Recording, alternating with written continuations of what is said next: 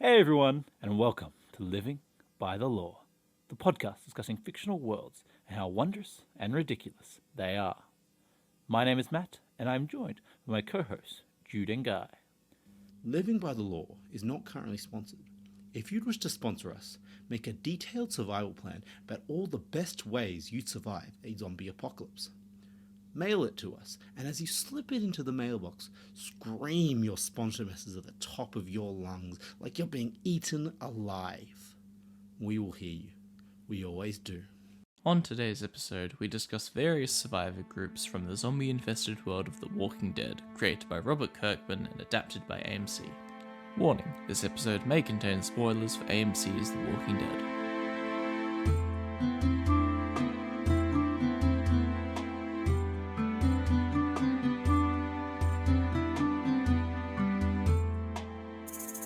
That was the worst one yet, I think. How can it be worse? There's some that we've just had to do a couple times. I mean, there was like about an 8-episode stretch where after I did 5, the 4, 3, 2, 1 was like perfectly We in can't sync, have this in and the it made me episode because I very don't happy. have the 4, 3, 2, 1 in the episode.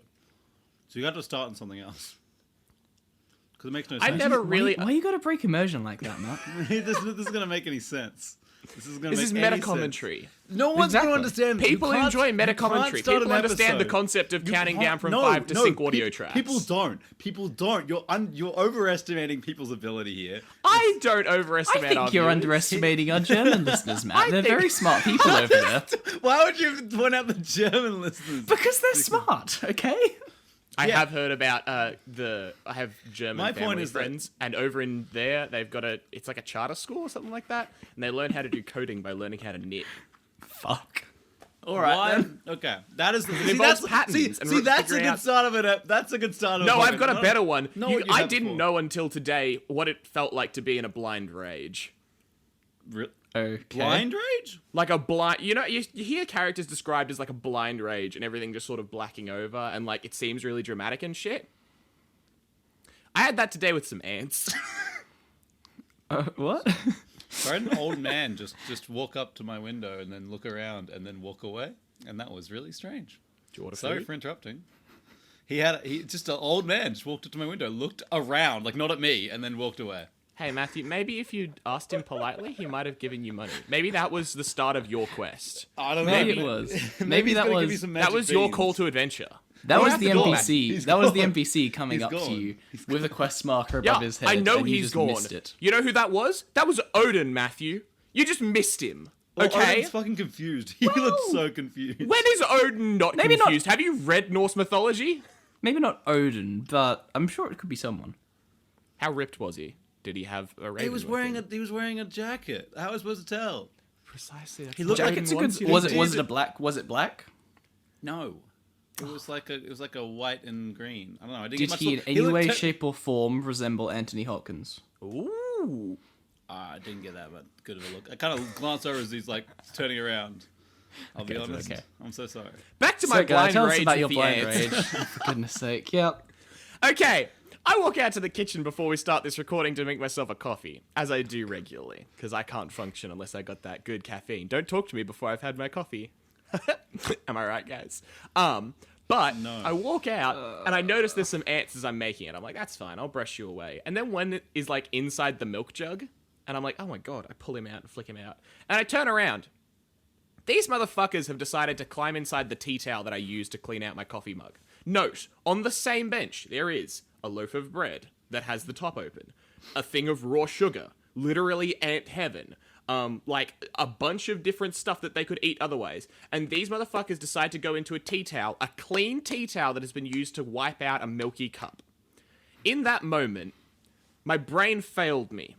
I grabbed the end of the tea towel and just started slamming it like a fucking ape against the table. I literally hurt my shoulder and my teeth because I was gritting it so hard because I wanted to get these fucking ants out of the tea towel so badly. I was smashing this thing. I fucking hate ants so much. I hate ants so much. Did I ever tell you about the time I went raid shopping as well? Year 12, I was studying at this desk, and I was in the middle of, like, practicing for exams and stuff, and there were just ants on my table. Every time I saw one, I just, like, again... For people listening, this is what it's like to be friends with Guy. You never get... It's just endless stories of nonsense. Just endless nonsense stories. It's pretty accurate. But year 12, I went into ape smash mode until eventually I just gave up, went down the shops, and literally bought an ant bomb and then cleared out of my room for, like, a week. But hey, Guy. Yeah? Would you say you're anti-ant? Yeah, very. I fucking hate ants. Good. I appreciate that they form a good part of our ecological, biosphere, but they can get fucked. Get out of my tea towel, idiots. I'll give you Speaking sugar. of infestations and stuff, we're talking about a massive infestation this time. We're talking about The Walking Dead. Oh! That's actually... that's an 8 out of 10. That's an 8 out of 10. 8 out of 10. Good job. Hey man, when you've been friends with a guy for as long as I have, you're used to making segues from his nonsense. Well, your last one was like a 6, so this is good. Well, at least it was above a 5, you know? That's exactly true. If you don't aim high, you'll always be happy with your results, I If I say. see a fucking ant here, I'm gonna go into another gorilla. If there are rage. ants in this, we will quit the podcast. Yeah. What's the like ants? We riot. We riot. Ants, Right there. Yeah. I want that on a shirt. Ants, we riot. ants we Is ride. can this be like a Patreon rank or something? Anti-anta? Anti-anta. Write that down. That's a good idea. Write that down. It's good shit, man. It's good shit. Good shit. You know what's really sad is that's what qualifies as good content on this podcast. That's one of our better ideas. It really is. Okay, so The Walking Dead is both a comic book and TV series, which was initially made by Robert Kirkman and then adapted to TV by AMC, who are a big TV network thing.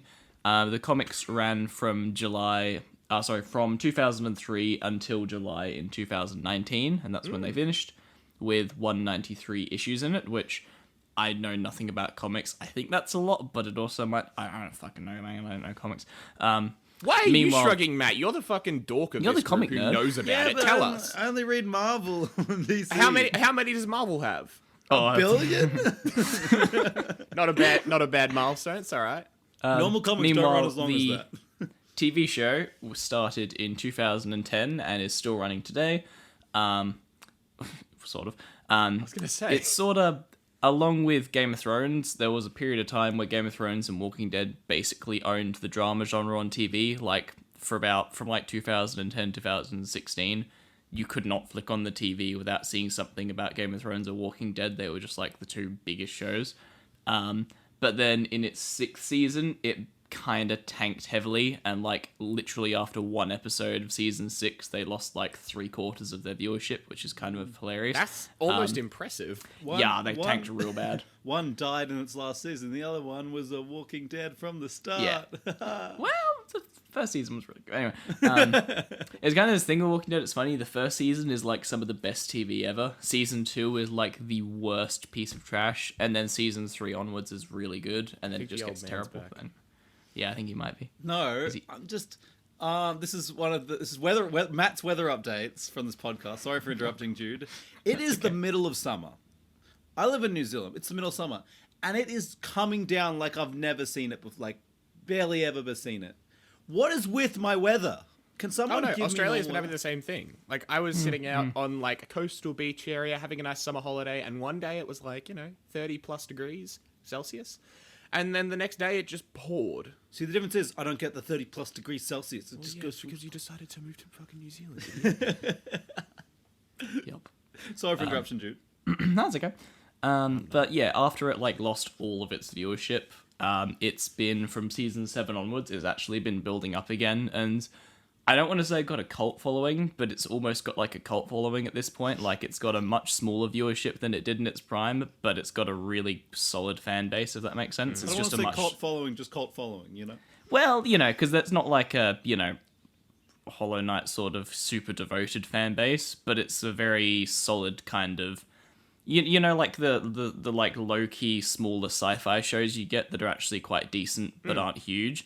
It's much more on that level now, but it's still going. It's like a mainstream cult following. Exactly. I've got our liner dials. Yeah, exactly. It's not the flagship it used to be, but it's still doing all right. Yeah. Yeah. And honestly, I haven't seen any of the newest episodes myself because I just kind of stopped watching it. I don't know. I thought you were supposed to be the expert here. Well, I've done my research. Hey, I've never played a fucking Kirby game in my life apart from Kirby's Epic Yarn, which I didn't mention, and that was my whole last episode. That's Sorry. a good point. And Matt, you've never read or watched Harry Potter? God. You fool. You absolute fool. You weren't supposed to Face. tell them that, guys. That's how I get killed, guys. I'm gonna out you. I'm gonna They're gonna out you come right to my now. house Yes. now. Matt came to us and said, "Man, I hate having to pretend to be a Harry Potter follower. Everyone asks me about it, and I'm just getting by on meme knowledge." I even have to have this on my keys. I have to get this thing. I think it's some sort of symbol. Slytherin thing, yeah. Slytherin. yeah. I don't know what it says. I saw this big round old guy on your mug the other day. I think something about making mistakes. You bought that for me. I know I did. I have but for context, guys, I have a Slytherin keychain on my keys. I also have a giant mug that guy bought me for my birthday, and it's a Hagrid-sized mug, so it's huge, and it says, "I should not have said that. I should not have said that." It's I amazing. thought it was fitting for Matt. It's a great mug. Yeah. Anyway, so the series, I'm gonna focus today more on the TV series because for two reasons. One, the TV series is what I've watched and enjoyed.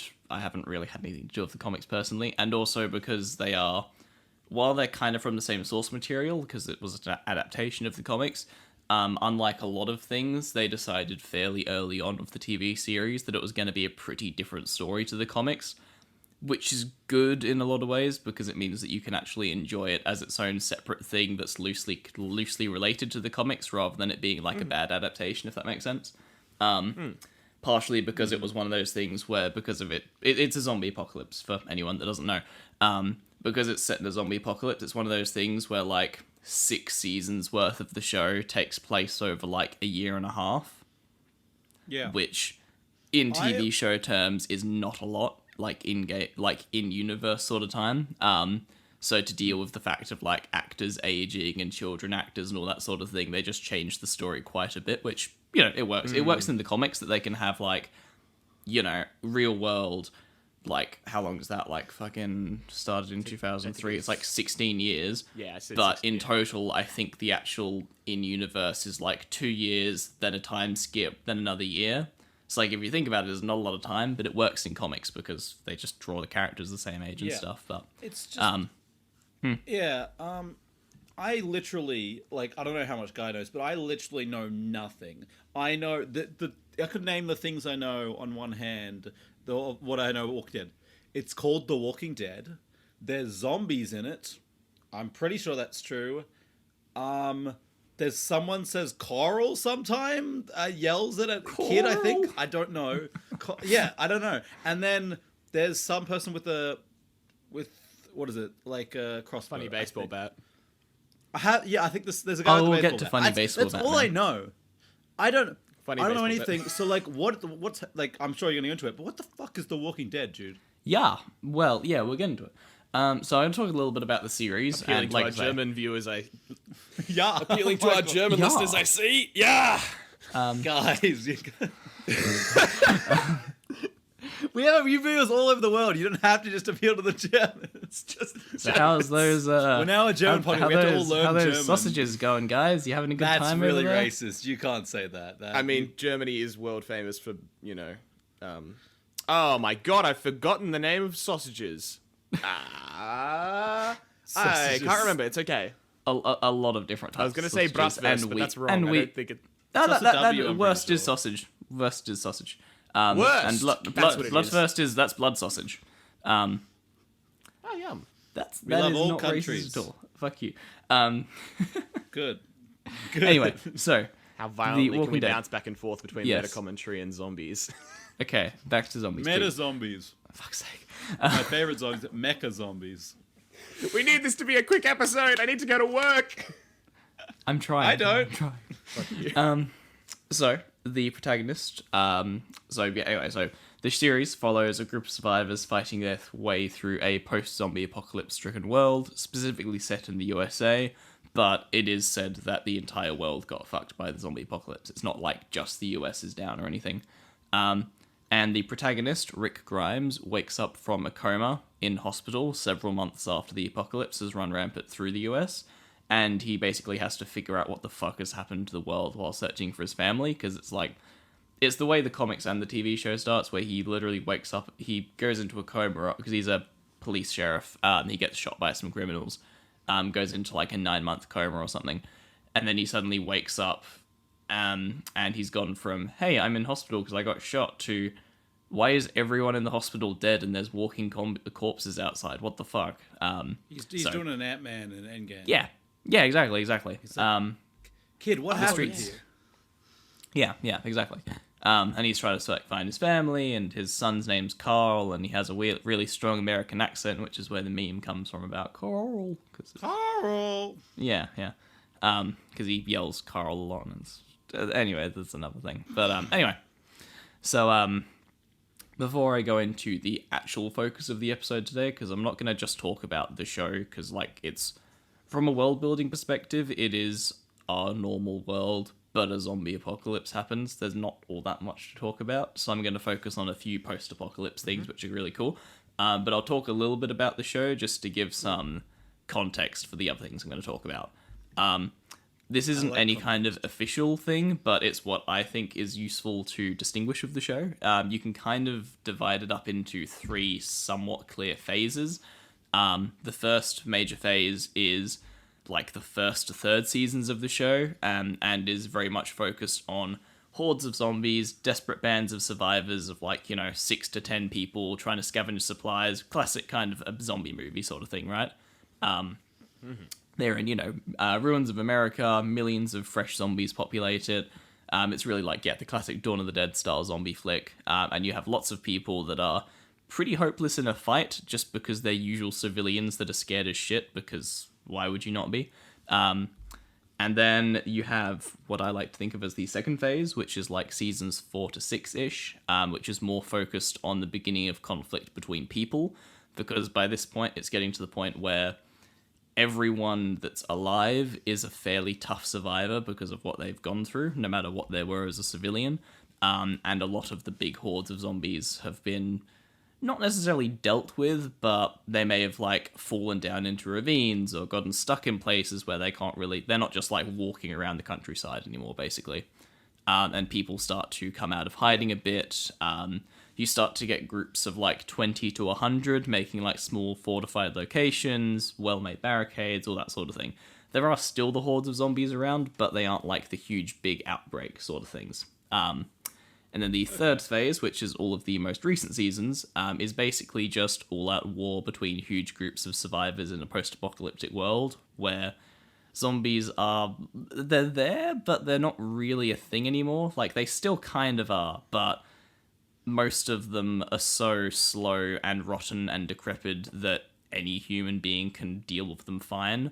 And because, of course, at this point, it's so long after the apocalypse that anyone that's alive is a pretty tough fighter.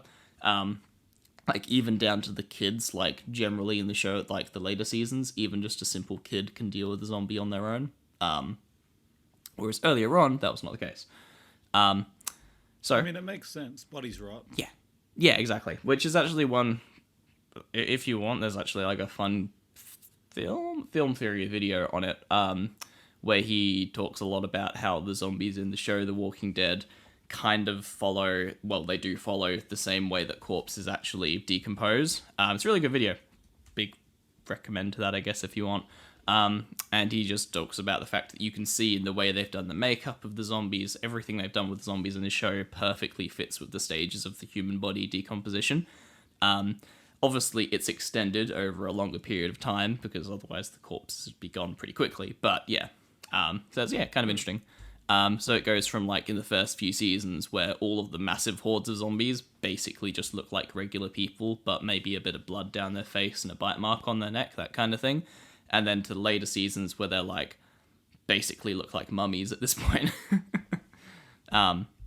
But anyway, I'll turn it back a little bit and discuss what the zombies are actually like, because every zombie thing has their own unique take on zombies. I can see Matt is going to enjoy this part. I like zombies, and I like details of powers.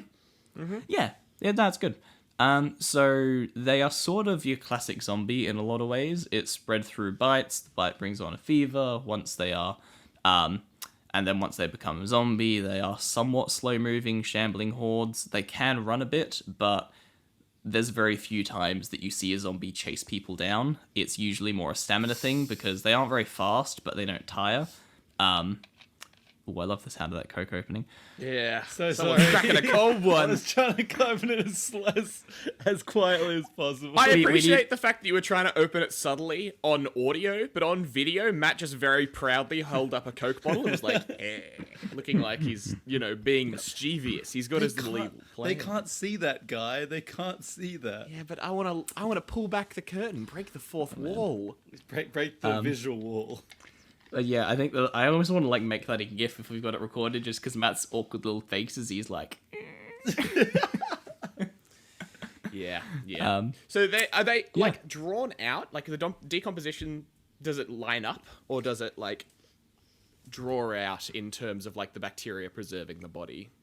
it does draw out. Yeah, Okay, so it's cool. it goes through the same stages of the human decomposition, but it takes a lot longer. Yeah. So Suspected. Makes sense. yeah, The exactly. disease is keeping them alive. for a Yeah, yeah. Okay, but then so is it airborne or is it just bite? We're getting to that. Ooh. Oh yeah. Is it Um, kissing? I think the best thing you hear in this podcast is we're getting to that. It's the most favorite term. Yeah, Like, yeah, ooh. yeah. We say that a lot. He's planned for this question. It's good. I feel like I say it a lot in my episodes, especially. Yeah, because we're like, what is happening? And you're like, Yeah, I'm coming. yeah. So anyway, yeah. So like I say, you do. Obviously, people do get you because you get the odd person that just can't run, and they obviously get chased down. But for the most part, they're not very fast. Like even a terrified, wimpy boy will be running away from a zombie just fine. It's just that if they don't get away in time, they'll because the zombies don't tire, they don't have stamina in the same way people that aren't undead do. Because they'll just literally keep running until the body literally breaks, which, go figure, is quite a long time. And the two other key things, the zombies are quite strong, but they're not unnaturally so. It's more the human body in complete overdrive with no regard for their own well-being. Like, they will force themselves to the point where their arm bone literally breaks, and then they'll still keep pushing. So, yeah, they're not, unnaturally strong, but if you're doing the whole, maximum possible overdrive of a human body with no regard to your own well-being, you can see how it's quite strong. And, if you have a knife and someone swings an arm around at you, if you stab the knife into their forearm and hold it back, it's probably going to stop that person, but with the zombies, it'll just keep swinging through the knife because they don't really give a fuck. And they the feel final pain? classic thing... Do they feel pain? Nope, they have no pain whatsoever. Yeah, knife's not going to really work there. Yeah, exactly. You can stab it in and use it as a point to push back on, but it's not going to stop them pain-wise, yeah. And the final thing, which is very classic with these zombies, you can do pretty much anything to them and they will still be alive. You have to destroy the brain. The brain. Brain or balls, that's Yeah. it. Just the brain. He's right. No balls. He's right. And you see zombies which are literally, to the point where they're literally just a head in a jar and they're still alive. So it's, yeah. So, okay, because it's a bacteria... But then the bacteria... I guess because it's a control center. That makes sense, yeah. So you can chop a zombie's head off. Its body will stop working, but its head will The still body is gone. It's all in the brain, yeah. Okay. Yeah. So all the bacteria is sitting in the brain using it Yeah. like a mech. Yeah. So you're going Yeah. for those decapitations, basically. But they don't need oxygen because they're not actually running anything inside. It's a mech. It's Yeah, a yeah. flesh mech. Yeah, basically. Zombies are flesh mechs. Zombies, Canon. I mean, in Walking Dead they are. They are.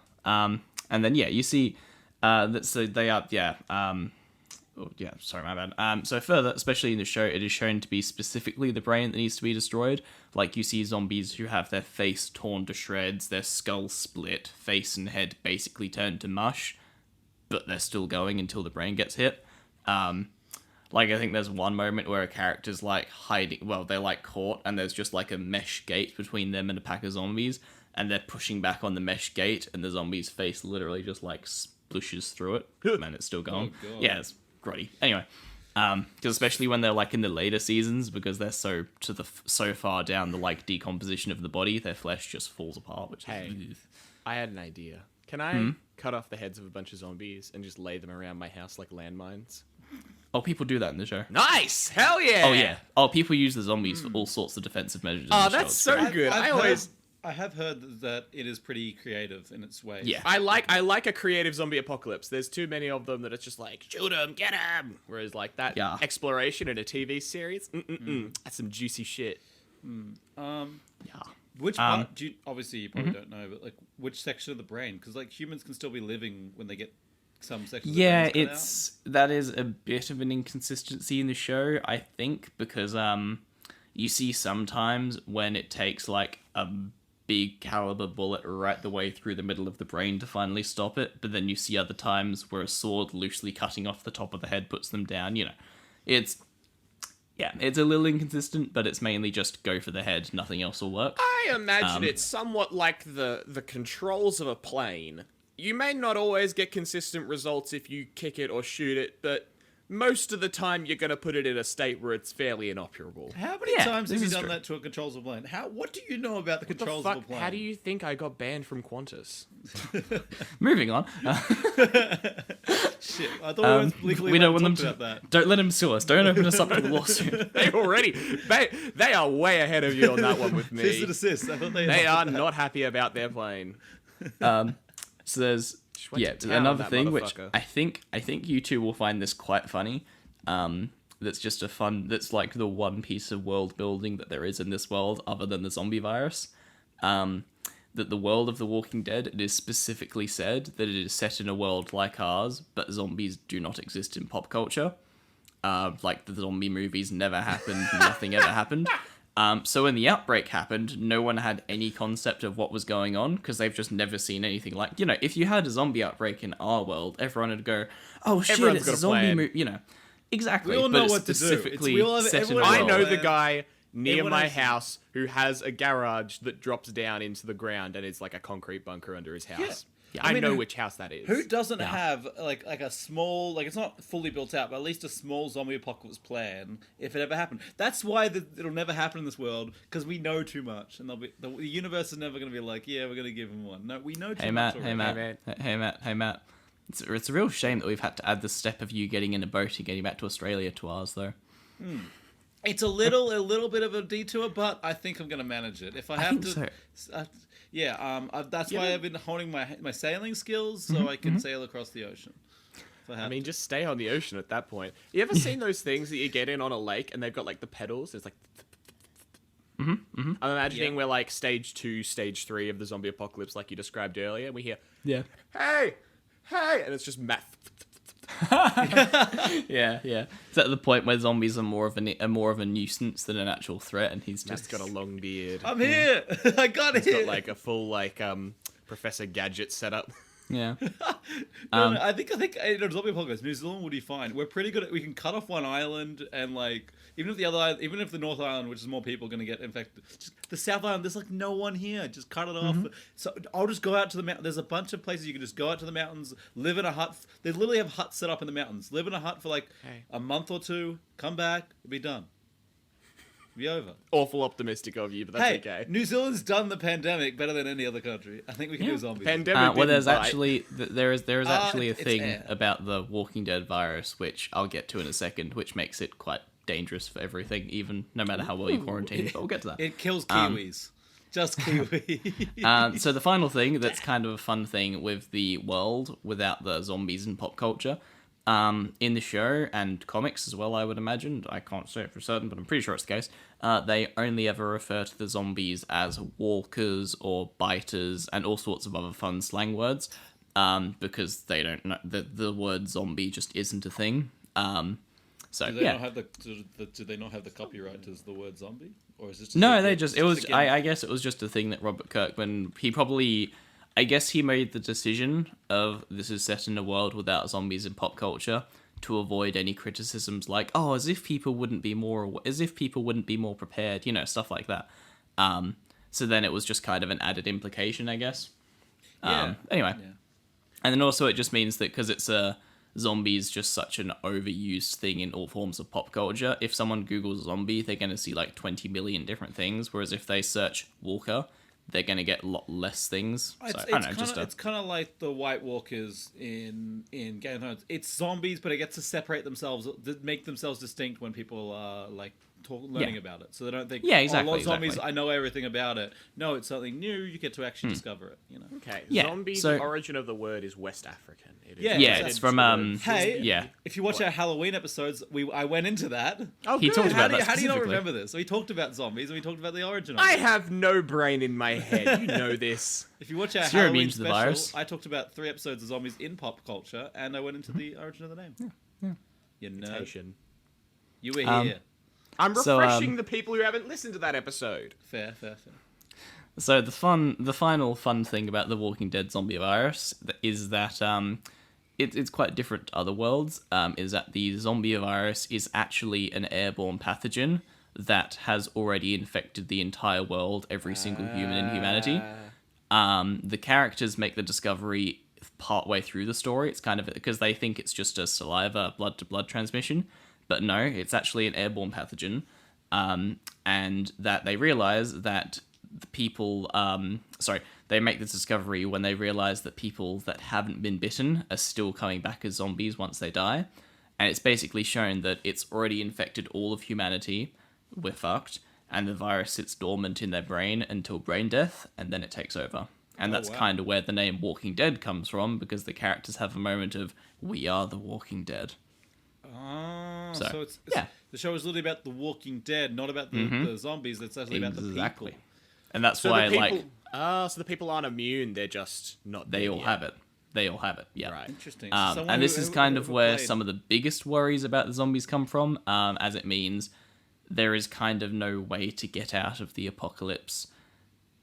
You know, there's always, because no matter how many, if every single human, because go figure, the humans fight each other, no matter how fucking civilized they try to be, they fight each other for supplies. Even if every single human that survived the initial outbreak got together, got all the guns in America, and went from, an emu bob down, north You're gonna to have to south. describe what an emu bob is. No one knows. Okay, fair point. So emu bob is where you have a line of people and you walk along collecting rubbish is where it's meant for, but you can use it for picking up other things. Just Like designed that picking everyone up sees a zombies. strip. It's just Yeah. a line. It's just a thorough search. Yeah. Yeah. If all of the survivors got together in a big line, walked north to south through America, and eradicated every single zombie, it still wouldn't be over, because no matter what, there's always going to be some idiot out there who will die in a dumb way, come back as a zombie, and then he bites someone because they get caught by surprise, and it starts up again. That's a really good idea. But also it means that even the huge, really safe colonies that have done so much sort of engineering to make themselves safe post-apocalypse, all it takes is one person to die from a sudden sickness, and then there's a zombie inside the base. Yeah. Which actually happens to one of the bases. So I'll keep quick firing through this bit, and then I'll overflow. I'll ask later. Yeah. And this actually happens in one of the episodes when they have this really secure base inside a prison, and it's one of my favorite parts. It's the really, really sick base they've got. And this really dangerous fever goes through it. I can't remember what the fever was, but it basically has potential to kill someone overnight, and it goes through due to infected water supply. And I think they lose like a third of their people because, go figure, they're not prepared. They're humans and civilians surviving in a post-apocalypse. They're not prepared to deal with a little epidemic amongst themselves. So people start dying overnight to this fever, and then they come back as a zombie midway through the night, and then they bite people that are in the same room as them. All of a sudden, an entire wing of the prison goes down. So yeah, it's really dangerous, and they lose like a third of the people in their civilization to it. And yeah. So I'll let you guys talk, but next we're going to move into the main focus of the episode, which is the different survivor groups, because I think they're the fun things to talk about and the different ways people band together in the apocalypse. Cremation culture is massive. I just wanted to say that. Like, okay, like, you just burn all your corpses. Like, I understand that there's, like, occasional cases where, like, old lady died and no one really noticed and she just stayed in her thing, and then she come out. But, like, most of the time, it's like, they're sick. I'm going to put them right next to a burner, so as soon as they kick it, I'm just going to yeet them in. They just smash them through the head. Hit him in early. That also works, correct. Yes. It's one of those things where a lot of the times it's really depressing moments where, like, I I won't name too many names because I can do this episode in such a way where I don't make too many spoilers, but there's a lot of moments where like a loved one's dying because they got fucking impaled by someone else or whatever. And one of their friends or loved ones basically got to shoot them through the head so they don't come back as a zombie. And yeah, because go figure, the last thing you want is to know you're going to come back as a zombie and bite all your friends. So it's like, you have to shoot me. Do it, bitch. Fuck you guys. Nick Frost me. Tie my ankle to the corner of the room and then let me play video games. That's a great movie. It's kind of scary to say there's a thing I'm going to get into that's not far. Yeah! That's, by the way, he's referencing Shaun of the Dead. What? Shaun of the Dead. Shaun of the Dead, great movie. Anyway, but go watch it. What was your question, Matt? I had a few comments. One, whoever's playing Plague Inc. is playing very well. This is a great plague. Two, so if you die, you become a zombie, but also if you get bitten, you become a zombie. Is that also true? Yeah, so what happens with the bite, once they're undead, just part of the virus, I guess, the bite brings on a fever, and that kills people. Okay, so the bite doesn't turn you into a zombie. The bite kills you. Yeah. Then you become that makes Yeah, So sense. it's exactly. like two different pathogens. One of them Yeah. controls the brain, and one of them is a fever that develops and bacteria in the mouth that causes infection and then death. Yeah, exactly. And if you cut off the limb, does that work? Does that fix you? Yeah, there are a lot of instances where people that get bitten on the arms, if they cut off their arm within like a few seconds, it prevents the fever setting in, and then they don't turn. But it's, you have to be Very really quick with it. Yeah, that sounds. Yeah. Okay, that's interesting. Better than fucking dying. Oh, That 100%. is true. That's true. Like, there's one moment where one of the main characters gets bitten on the lower leg, and literally in the same, like, they literally have 5 seconds where they shove him to the ground, get out the hatchet, and say, "Sorry, mate." Bam. Yeah, And as you should. Correct. Brutal as fuck, but it's just, as quick as you have to be. There's the dying thing reminds me of like a book I read, the Black Magician trilogy, which is interesting because what they do at their old like magicians when you die, and I might do an episode on it one day. The thing is, there's no wiki on it because it's like not that obscure, so I have to do all the reading Coward, myself read and the do all fucking the Right, yeah. I have to read all of them and make notes as I read them, which is annoying. I hate making notes as I read, but I do it.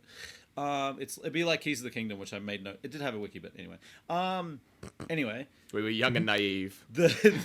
that's when you get 22-page scripts. Yeah. So the problem with the magicians is they have magic inside them. It's unlocked, and when they die, all your magic gets released.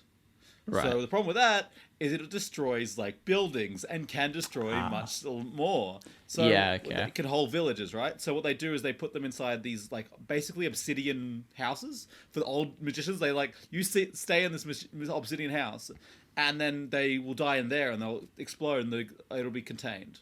Fucking aged care. yeah, no. They Aged care literally- nursing suddenly It's becomes a lot literally more like interesting. away from everyone else, and they like stay Yeah. in this, and they do a thing where they try, because you can give away most of your power, but you can't give away like you can't confirm that when you die you'll have all your power will be destroyed. So that's like that they have to keep them in these rooms to keep them from killing Express cremation. Yeah. everyone. Basically, Yeah. Any comments, Guy, before I start deep diving into some of the groups? I'm commented out, baby. Well, how many groups are there? Before we start? Well, there's a lot. There's a lot of different groups. I'm just gonna kind of keep going through them, and then at a certain point, I'll go, "How are we looking for time?" And then I might do a couple more, but we'll see. How are we looking for time? Very bad. I need to go right now. All right. Let me just Okay. get to these last guys. we got a few more it's- to go. So it's time for the camo zombies. Jesus Christ. We have to keep going. Guy's gonna be late for work. Yeah. I've already accepted this. So basically, the first one that I'll talk about a little bit is the main survivor group, and this is the protagonist hardcore survivor group led by the main man, Rick Grimes. Because, he gets out of hospital, he eventually finds his family outside, I think it's Atlanta there. Yeah, it's Atlanta.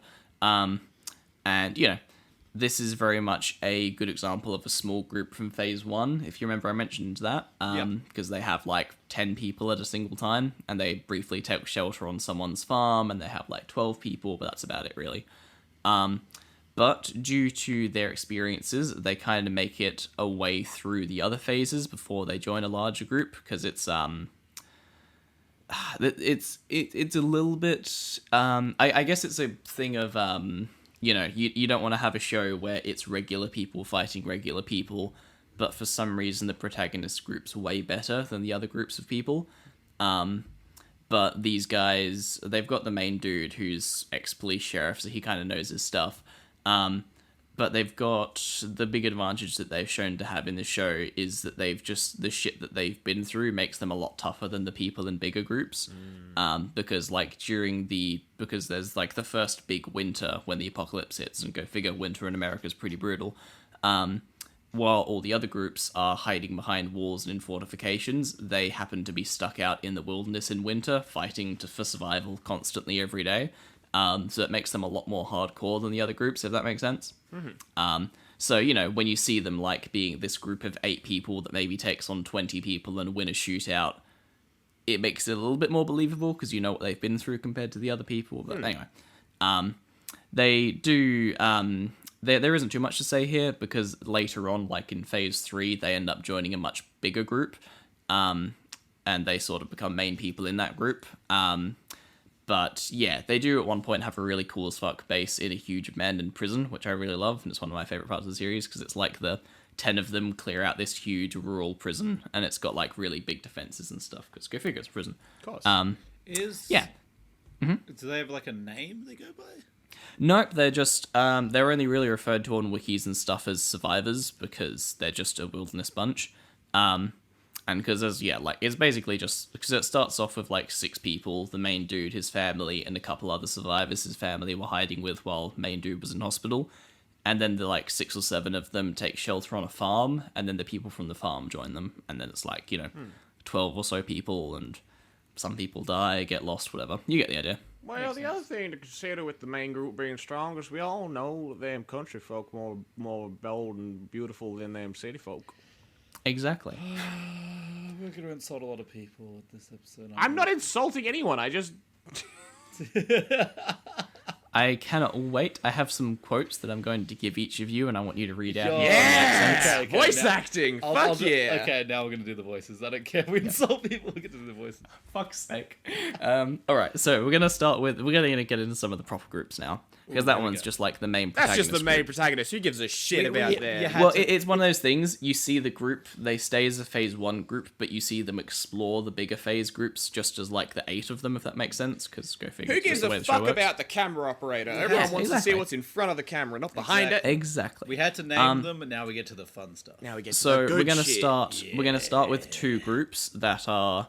If we go back to my designation, I would refer to them as phase 2 groups because they are large groups, but at the stage of where it's maybe like 20 to 80 people really is an average size survivor group rather than like hundreds.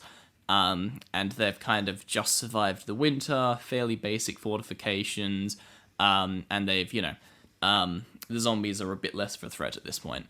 But they're not completely gone. They're still roaming hordes, but they're not as terrifying as they were in the initial outbreak. Society is starting to build itself back. Exactly. It's society's starting to form, but it's not like recovered yet. So we'll start with the lovely, quiet town of Woodbury. Oh. It's a really cute place. cute So name. pre-apocalypse, Woodbury was a quiet rural village, super separate from everything else, kind of just like a little country town. Middle of, I think at this point they're in Georgia, so middle of the foresty areas of Georgia, little town separated from the rest of society, and after the apocalypse hit, the entire town was killed and overrun by a herd of walkers. Get fucked. Yep. Then, a while after, because the town was just a zombie town afterwards, and then a while after, a man named Philip Blake discovered the dead town with another group of survivors he'd been hiding within the city. Because you kind of see this transition of everyone in the cities die, the big herds of walkers go from the cities to the country, and as they go, the people that were left hiding in small buildings in the city make their way out into the country, and then they get to the country after the country folk got killed by the zombies coming from the city, if that makes sense. So it's kind of cool in that way. Yeah, I was going to quickly ask about that. What are, like, the infected zombies, like, movement patterns? Do they, like... If They there's- formed, yeah. Yeah. If they kill They form everything- together into big herd. Oh, sorry, you. No, yeah, I was going to say... Keep trying to go over each other. So, I assume, like, obviously, like, oh, I made noise, now the zombies are coming for me, oopsie. Like, that's a classic zombie thing. But, Yeah. like, once they're all dead, there's different things that different places do. Like, there's, the Will Smith movie. I Am Legend? I Am Legend, where they just, like, get into dark corners and chill out. There's other ones where they wander around. There's ones where there's big herds. There's ones like all sorts. So what's the go-to for this one? It is a little bit of everything. They are more active at night. That is shown pretty early on in the show, but that's not to say they are inactive. Like if you think back to Will Smith, One Iron Legend, they basically do not go outside during the day. Yeah, Will Smith's just walking through a major city. Yeah, exactly. They are still terrifying during the day, and like in the first episode when Rick Grimes is heading into Atlanta, the main city, he like turns down one of the major streets and the entire street is just filled with a herd of zombies and he has to fucking sprint away. Nice. So they're still very scary during the day, but nights when they more come out of hiding, I suppose. They tend to form together into herds. They definitely have that kind of herd sort of mentality. And they are very much drawn to sound, but they usually identify things based off of smell more than anything. So you do see it be used a couple times when it's like the survivors, particularly the small group of survivors, are like stuck in a building. There's like 20 zombies outside. They have to cover themselves in the guts of a zombie they've killed. Then that could be enough cover to sneak past the zombies. It doesn't work for long periods of time because eventually they do. And like if you walk right up to a zombie while you're covered in guts, they will eventually sniff you out, but you can kind of use it as a bit of a disguise to get past them. Especially with the fresher ones, because they're a bit more with it than the later ones, which are easier to sneak past. Do they work in like, okay, because you said the hordes, right? So do they stick together instinctively, or is that part of the virus? It seems to just be an instinctual thing. I guess ultimately humans are social animals for the most part and do tend to group together. I guess it's partially going back on that like primal instinct or whatever. Monkey brain. Zombies are social animals. They love a party and they hate quarantine. They do. Beyond that, I was going to say, like you say, he turned down a street and there was a big horde. What happens when they are idling? There's no target. They form big groups and just chill, or they form big groups and travel, or... It's shown to be a lot of things. They kind of group together, and generally they're idle until something gets their attention, and then they might just kind of keep walking in that direction forever. So it'll be like they conglomerate in. So let's use Melbourne as an example. There's a huge huge herd of walkers that have grouped together in Federation Square. They're idle. They're doing nothing. Yeah. They hear a bang from like over to the north. They start walking in that direction. More zombies join the herd as they go, and it just keeps building and building and building. And it's kind of like those ones are walking that way. I'll go join them for no reason. Okay, and right. then it just keeps traveling. The way Guy said, do they idle or do go traveling? I'm just imagining like a group of like zombies on the beach in the Bahamas. Yeah, get together. They go. Let's go to Hawaii for a weekend, boys. They're booking their flights. They got their luggage, and they're going traveling. They're posting that on the Instagram. Hey. Yep. Hey, hashtag zombie on the beach. Hashtag no like zombie day. Anyway, so I'll continue with Woodbury. So you have this man, Philip Blake, and he leads a group of people that he'd been hiding with in an apartment block in the city. And he basically, he's a smart dude, and he comes up with a good way that they can go building to building and remove all of the zombies from the town. Because they notice that the herd has actually moved on, so this entire area of bushland is free. There's just a few zombies left over in different houses. And yeah, they do it. They remove all the zombies and they settle the town. And they then instantly construct huge barricades, which is it's made out of like cars stacked on top of each other with huge pieces of wood and corrugated iron for extra support to make these huge barricades around the town completely, like blocking it all in, to prevent any walkers from re-entering the town. Over time, more survivors arrived at Woodbury, and the town grew to contain about 73 survivors. And they all fell under the leadership of Philip. And he was given the nickname the Governor. Governor. And the residents of Woodbury were able to restore power to the town for light, and they grew crops on the street to feed themselves and had access to many vehicles, because it was a fairly big rural town that just was completely dead and abandoned, so there was lots of stuff left over. How are they generating electricity? There's power generators. No, that they've- don't just tell me it's petrol. That's bullshit. Fuck Petrol's- you. I want a solar thing. I want a guy on a bike. No, they do get I to want that sort of stuff zombies on a later on, bike. You but put you've got to zombie- bear in mind this is like 9 months after the entire world falls apart post-apocalypse. They are just using petrol to fuel generators at this point. I want a zombie in a giant hamster wheel, and someone's job is to sit there and so the zombie can see them, and they run, and they put like 20 zombies in a hamster wheel, and they run. Brilliant. Okay. That's secret Okay, power. I'm with it. Yeah, That's, I'm disappointed, but I'm not dissatisfied. you do get to more of like the later civilizations that I'll get to. They do all start to use things like solar power, hydropower, all that sort of thing. But like I say, this is literally 9 months after the entire world's fallen apart post-apocalypse. They're just like, we have a generator, throw some petrol in it, we're done. You know, that kind of thing. Disappointing. They got to Did think you about the say- environment. Did you say soda power? He said No, I said solar power. and hydro. Solar. Matt heard me. It's fine. I'm running off that fizz, baby. Okay. I am. so- I am. Yeah, Matt is running off soda power. Yeah. Question, Jude. Sorry for interrupting again. When they okay. find zombies, do like, I don't know, like how TV is it? Because do they just find them like standing there like they would be, or do they find them like I'm sitting in the chair or I'm lying in bed? So they like pull the covers over and the zombie's there, you know? I mean, it kind of depends. Like Like a- sometimes it'll be like, you know, there's zombies in a herd of 10 just trotting down the street that they'll come across, and it'll be like they're sneaking through a street. They poke their head around a corner, they see the zombies walking towards them, and it's like, oh shit, what are we gonna do? But then other times it'll be more like, so for example, say if they're going into a house that looks like it's been abandoned since the start of the apocalypse, then they might find a zombie that's just lying on bed because it might have been, for example, people that took their own life with pills or whatever at the beginning of the apocalypse. They came back as a zombie. They're still laying in the position they died because they've had nothing to entice them to get out of bed, if that makes sense. I guess. I just don't know how like Hollywood is it, how like set up. Like a position a zombie would never get into, you know? Like they find them in the closet or hanging by the I mean, pool. no, but I'm okay with some of those, because some of those, it's like you push the zombie in the closet, you close the door, zombie doesn't know how to open the door. Yeah. No, He just locked No, the door. legit, like, and they just that's- stand that's- there, they idle. So, like, if you're Yeah. the one that opens the door, the zombie's there. mean, Inside, yeah. like, a bed or something like that's a bit sketch. yeah, it like Hiding under the bed. it is very rare. Usually they're just kind of standing there, but you know, like it'll be if someone goes into a tunnel, for example, they might find a zombie that's like under some rubble. They might find one that's just lying there because it fell down a hole, stuff like that. No, I imagine it's in like a chair, and when they walk into the room, it turns, and the zombie's just sitting in the chair. No, I've no. been expecting you. It's not very hammy. It's much more leaning on the scary horror side of things than the hammy direction. okay. Yeah. Two more. One, I forgot both my questions. Continue. Okay, sure.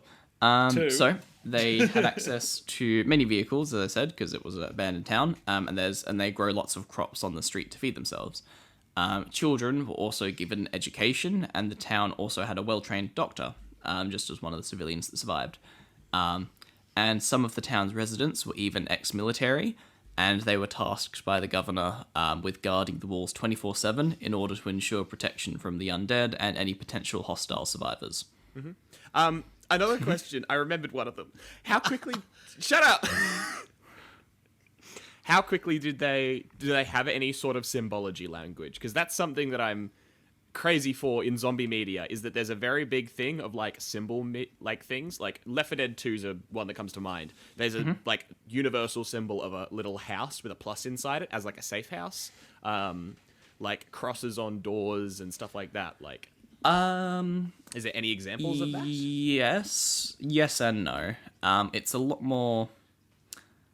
I don't want to say nihilistic, but it kind of almost is, I guess, because if you can say like what Left 4 Dead's kind of good in the sense that humanity, like some survivors are helping out other survivors by leaving signs and stuff. everyone in The Walking Dead is a horrible person. They Okay, are cool, sick. Good to establish. Because I'm just thinking But- about, like, if I was clearing out houses in a town as I was scavenging, I'd go around and, like, leave crosses on a door with, like, chalk or something. If I'm, like, clearing this house. It is one of those things where people, the different groups, some of them do have symbology that they use among themselves, but it is only designed to be used among their group. They don't want to help anyone else. Good context to have that everyone's a dickhead. Yes, the realistic world. Unfortunately, yeah. Well, like I say, because it started about the same time as Game of Thrones and was a very similar tone to early Game of Thrones in terms of that gritty, terrible, nasty realisticness, I guess. Everyone's a prick. Yeah, exactly. But anyway, it's a good question though. And oh fuck, what was I gonna say? About Yeah, the you'll town. notice as I get through them and start reading some of the personality traits and just a little bit about the different leaders of each of the groups.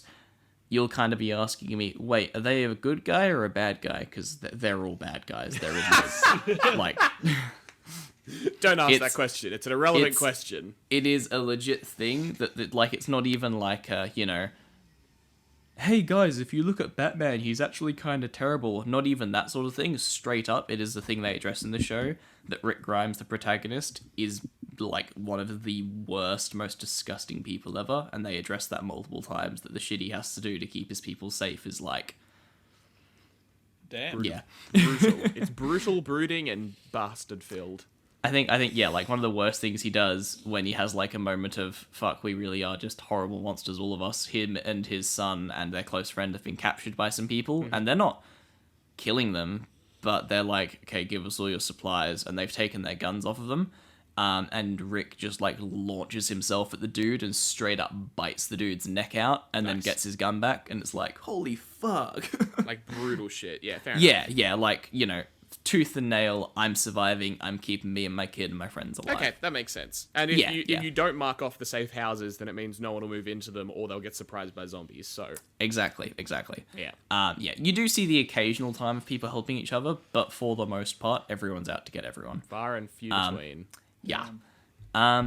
So, yeah, they use ex-military that have moved into the town to guard the walls 24/7 to ensure the protection from undead, which is kind of cool.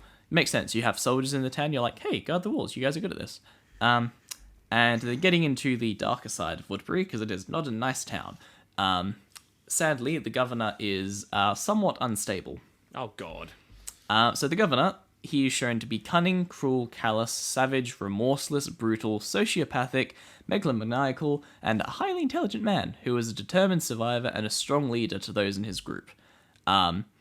He, according to one of the producers of the show, the governor is extremely delusional and believes that he is almost a messiah and destined to be a leader, partially why he gets into the whole thing of, yes, I'm the governor, Fair enough. And he is prone to fits of psychotic rage, and this combined with his utter lack of mercy make him a dangerous person and a physical opponent. I'm such a good leader. I'm the messiah of these people. Now, if you'll excuse me.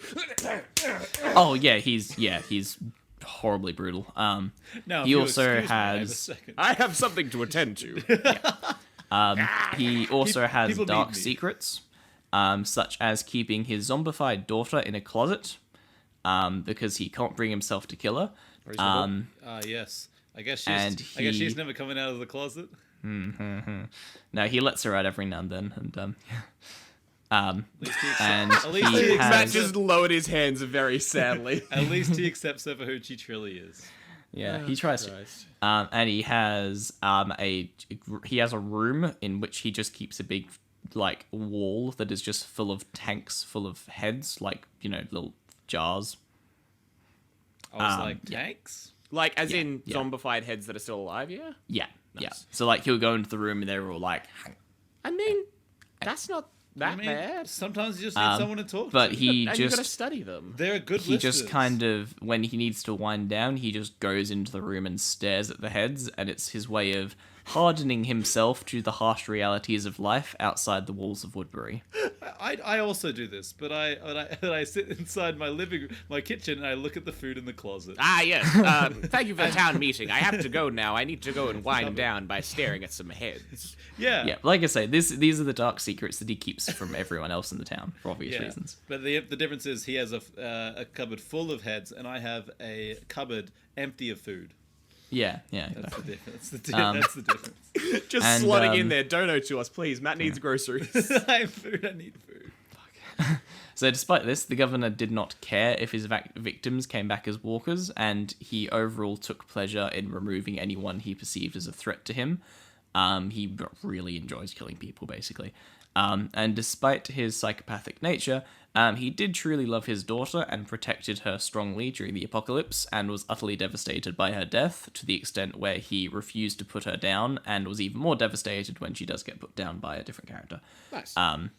And yeah, Spoilers. it's I'm not gonna say who doesn't, but yeah, it is one of those things of like, you don't really see him before his daughter gets zombified, so you can assume it's more of a, he was this super idyllic leader, I don't want to say messiah, but really good person and all, and then the daughter being zombified is what pushed him over the line and brought all these other traits out in him. But you don't really see that, but you can assume that's kind of the case. I do always appreciate one of the key things missing from a lot of our high school and primary school zombie plans was a mental health plan, which in my 20s is beginning to be very obvious that is a fucking crucial part of any plan.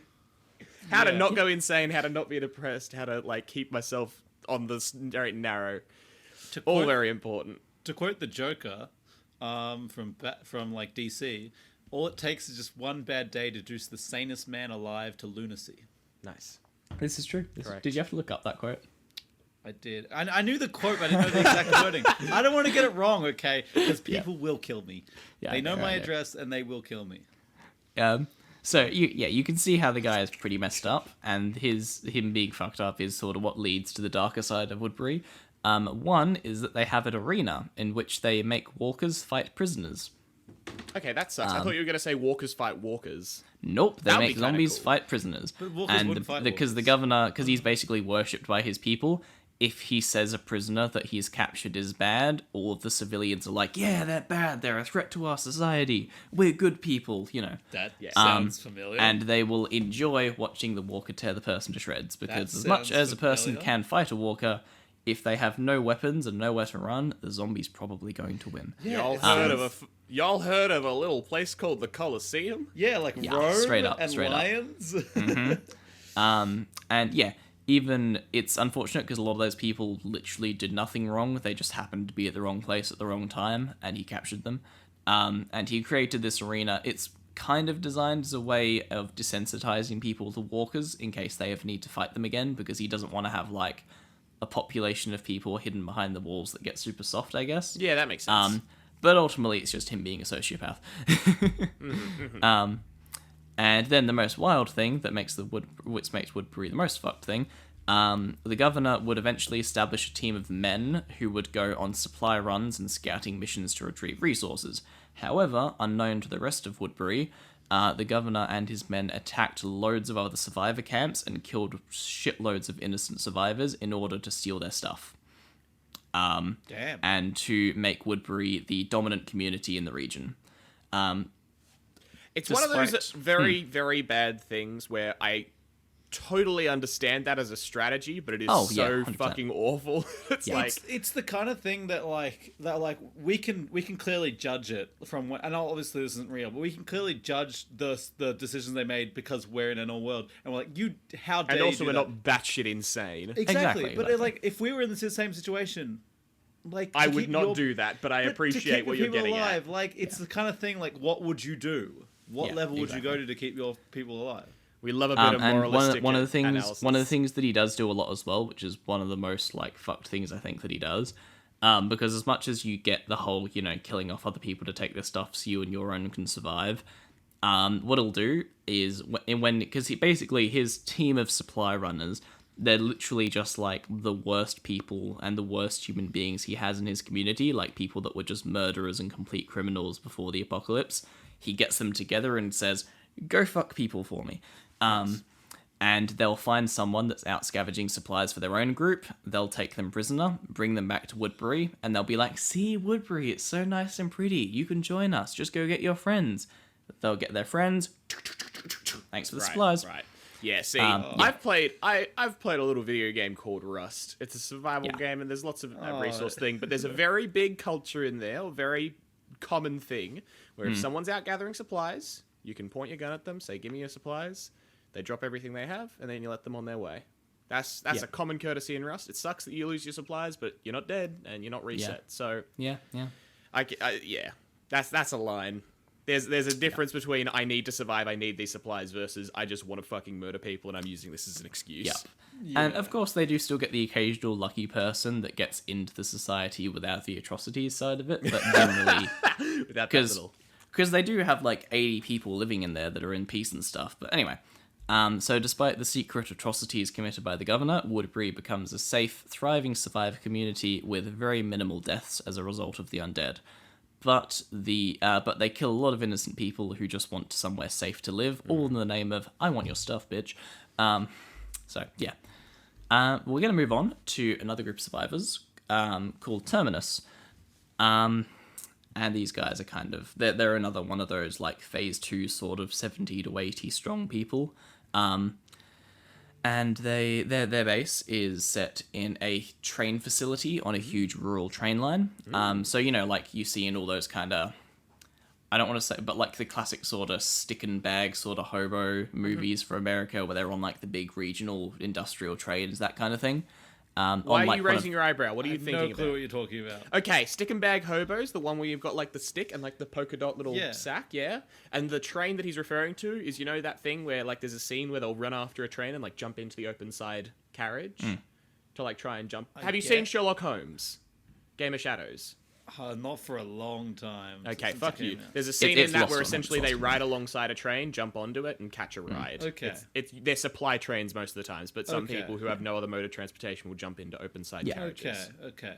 I kind of anyway, get from like some other media of jumping into trains and jumping. Watch into Yeah. fucking Sherlock Holmes 2: A Game of Shadows. It has a scene in there with how. Yeah, I think it's I those think kind two. of like, yeah, it is You too. can't tell me Yeah, what to good watch, memory. You bastard.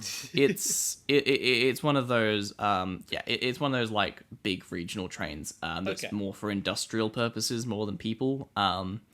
So yeah, but it's huge train facility, middle of nowhere, so it's really good for hiding out in the zombie apocalypse. because it's Electrical or huge. fuel? The trains don't run. Ah, Yeah. I mean, yeah, it maybe if they had people with that kind of because knowledge, that would they be could, such a but- good thing. You pre-prep a train full of supplies, and if all shit happens, there's a massive zombie mob upon you. Just fucking fuel the train and get out. Yeah. I mean, yeah, but you can if like people are against you, you can only go in so far in one direction. Or If it's a transport train, it'll be iron carts, and if you do it without them knowing and hide it somehow, like it's not a bad strategy. that's true. No, it's better than nothing. Yeah, they're at a train terminal, and they have Yeah. not. You've been in a zombie apocalypse before, as far as I'm aware. There's not much to do. you? Terminus, it's another cheery place, middle of nowhere, like I say. And its facility end of the line kind of location is led by a man named Gareth. I'll get to him a little bit later. So Terminus, due to its remote location, being really far away from any kind of residential area, and it being fairly defensible, was a really good sanctuary for the apocalypse. In light of this, Gareth, a good and generous man, helped his people set up radio broadcasts and signs all over the surrounding wilderness of Georgia, directing other survivors to join them in Terminus and be like, come be safe here. Due to this, the place grew and grew and grew until it was quite a large, flourishing population. That was until a reality struck. What struck? If you're putting signs and radio broadcasts all over a state of America saying, come and be safe with us, come innocent people, we'll look after you, you're going to eventually attract some bad people. Oh no. Which is what they do. It is... Oh, I can... I'm going to... Because this is one of the things that...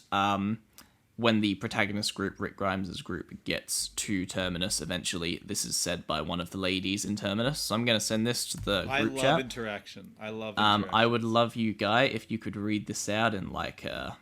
I don't know, in like a Southern American woman who's like a hillbilly wife, I guess. This is gonna Your be good. prompt is detailed and rich, Jude. This is gonna be great, guys. It's gonna be so bad. Where's the script, Jude? Where'd you send? Oh, it's in Zoom. To the Zoom chat. Oh, that's a nice quote. I gotta get down here somewhere and kind of do that southern drawl. The signs, they were real. It was a sanctuary. People came and took this place, and they raped, and they killed, and they left. over weeks. But we got out, and we fought back, and we got it back, and we heard the message. You're the butcher, or you're the cattle. I mean, that's a much better accent than I thought you were going to make out. You motherfucker! I was gonna do voice acting until I realized that it's an extremely difficult industry to get into. That was pretty good. So it is revealed that after Mary, who is the person who that quote is from, and the other original residents, they put up all the signs directing people to Terminus.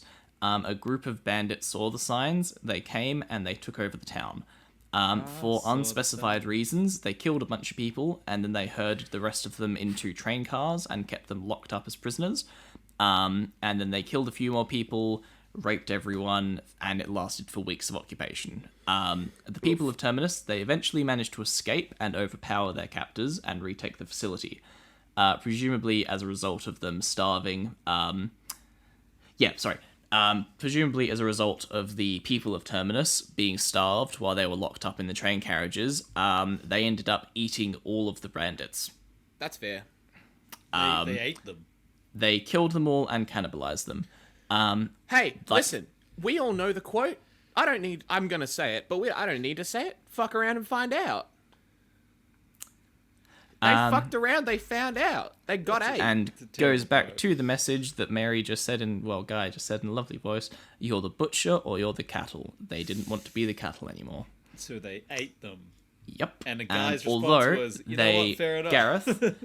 Gareth, the good and generous leader I mentioned, he kept the bandit leader alive and tortured him to insanity before imprisoning him permanently in one of the train cars as revenge, leading to the deranged man to mutter, "We're the same," over and over, referencing how the Terminants, or the Terminus people, and the bandits were now the same kind of monster, because they may have taken over their place and done everything, but then they broke out, killed them all, ate them all, and tortured them. So, you know. Yeah. They've lost their humanity. Fuck around and find out. And so I'll refer to Gareth because he's, as I mentioned, Gareth is the leader of the Terminus group. Cool. So the occupation convinced Gareth and his people that there was no good left in the world, and by trying to do good, they were making themselves easy targets because it was the signs that drew the bandits in and killed a bunch of people. And the Terminus people adopted a new ideology based on the idea of taking advantage of trusting people so they can survive themselves. This is evidence in their motto, "You're the butcher or you're the cattle." After rebuilding their community, they left the signs up and kept the broadcast going, and then when new arrivals came, they would ask them if they were willing to accept cannibalism as a way of survival, and those who rejected the notion were captured, killed, and eaten. That's not great. Yeah. If anyone asks you, do you accept cannibalism, you kind of got, and you're like, there's a lot of them, and there's one of you, and you're looking around, you're going to be like, yeah, you got to say that. Because, well, you got to bear in mind it's the way they present it. You see signs everywhere saying, "Come for safety." You go there, and these people are actually, because before the whole bandit takeover, they were actually lovely people, so they're still really friendly and stuff, and they're just like, "Hey, yeah, welcome to this lovely place, we're going to look after you, we got all these supplies and stuff. We just have to ask, because we're preparing meals and stuff, look, are you okay with cannibalism?" Can I avoid it? That's okay, you can avoid it. Get him. You know, Right. It's all in the presentation. Is it very much like scary. like That's a way like a country town, like polka dot dresses and like cute, like innocent? Look? Yeah. Oh, exactly that. Nice. I had that image in where- my head. I've never seen it before. Where one of the survivors, who's one of Rick's group, she's going in because her people have been captured and are going to be eaten.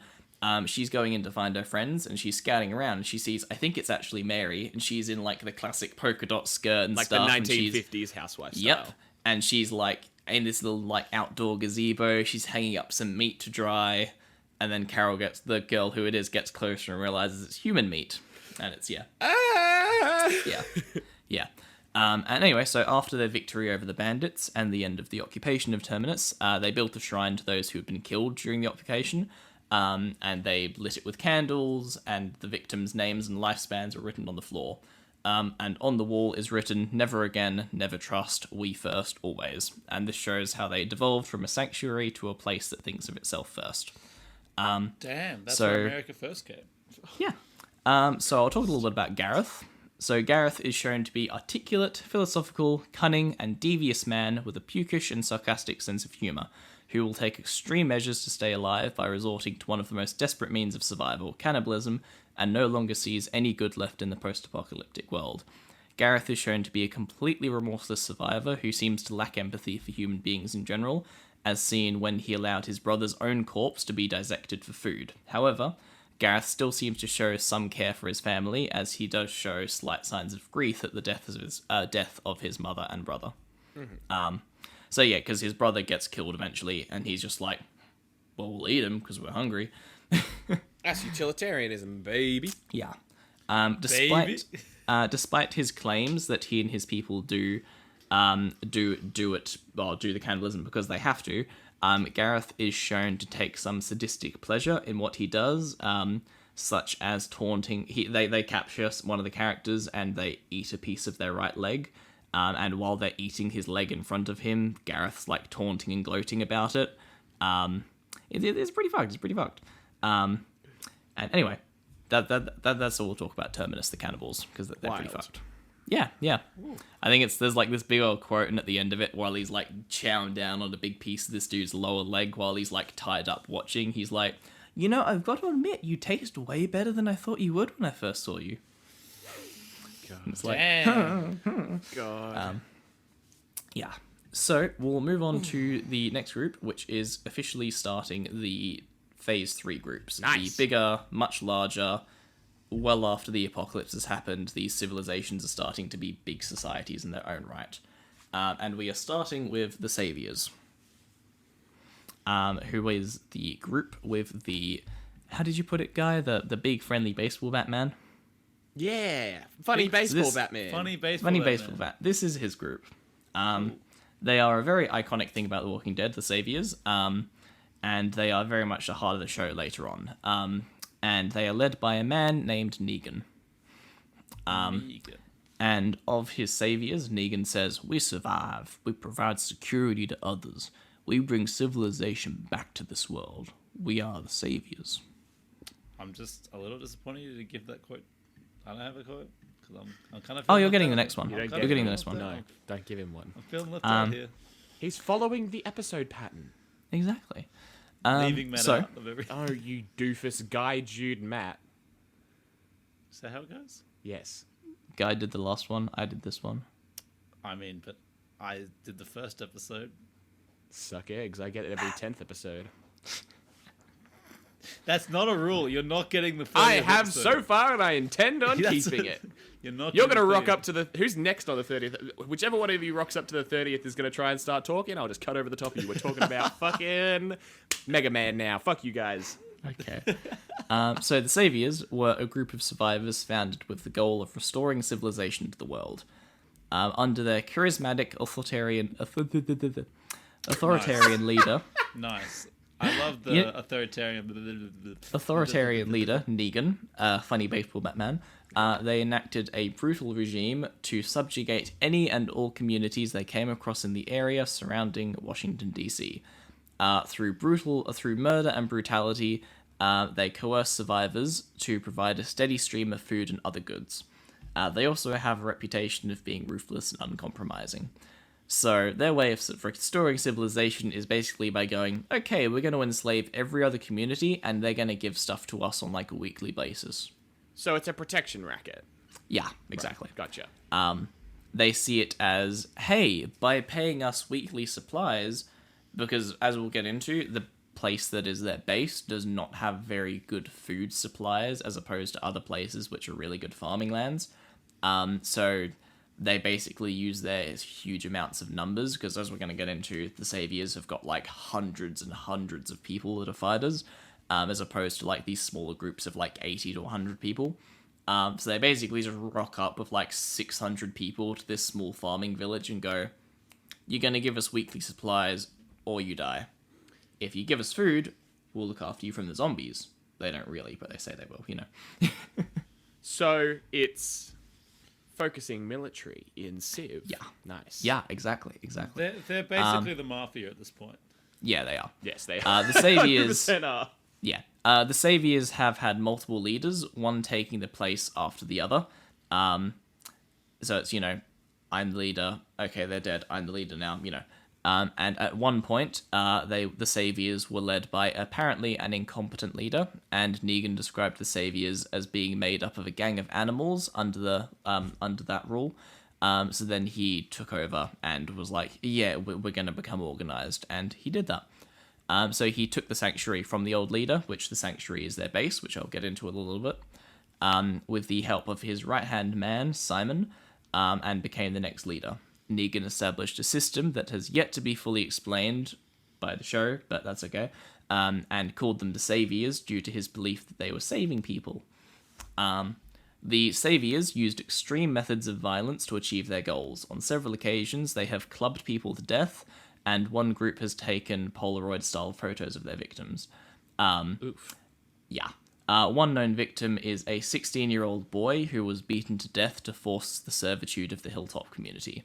Negan himself is notorious for his particular execution method, carrying with him at all times Lucille, which is a baseball bat wrapped with barbed wire, which he uses to beat people to death. Funny baseball man. Yeah.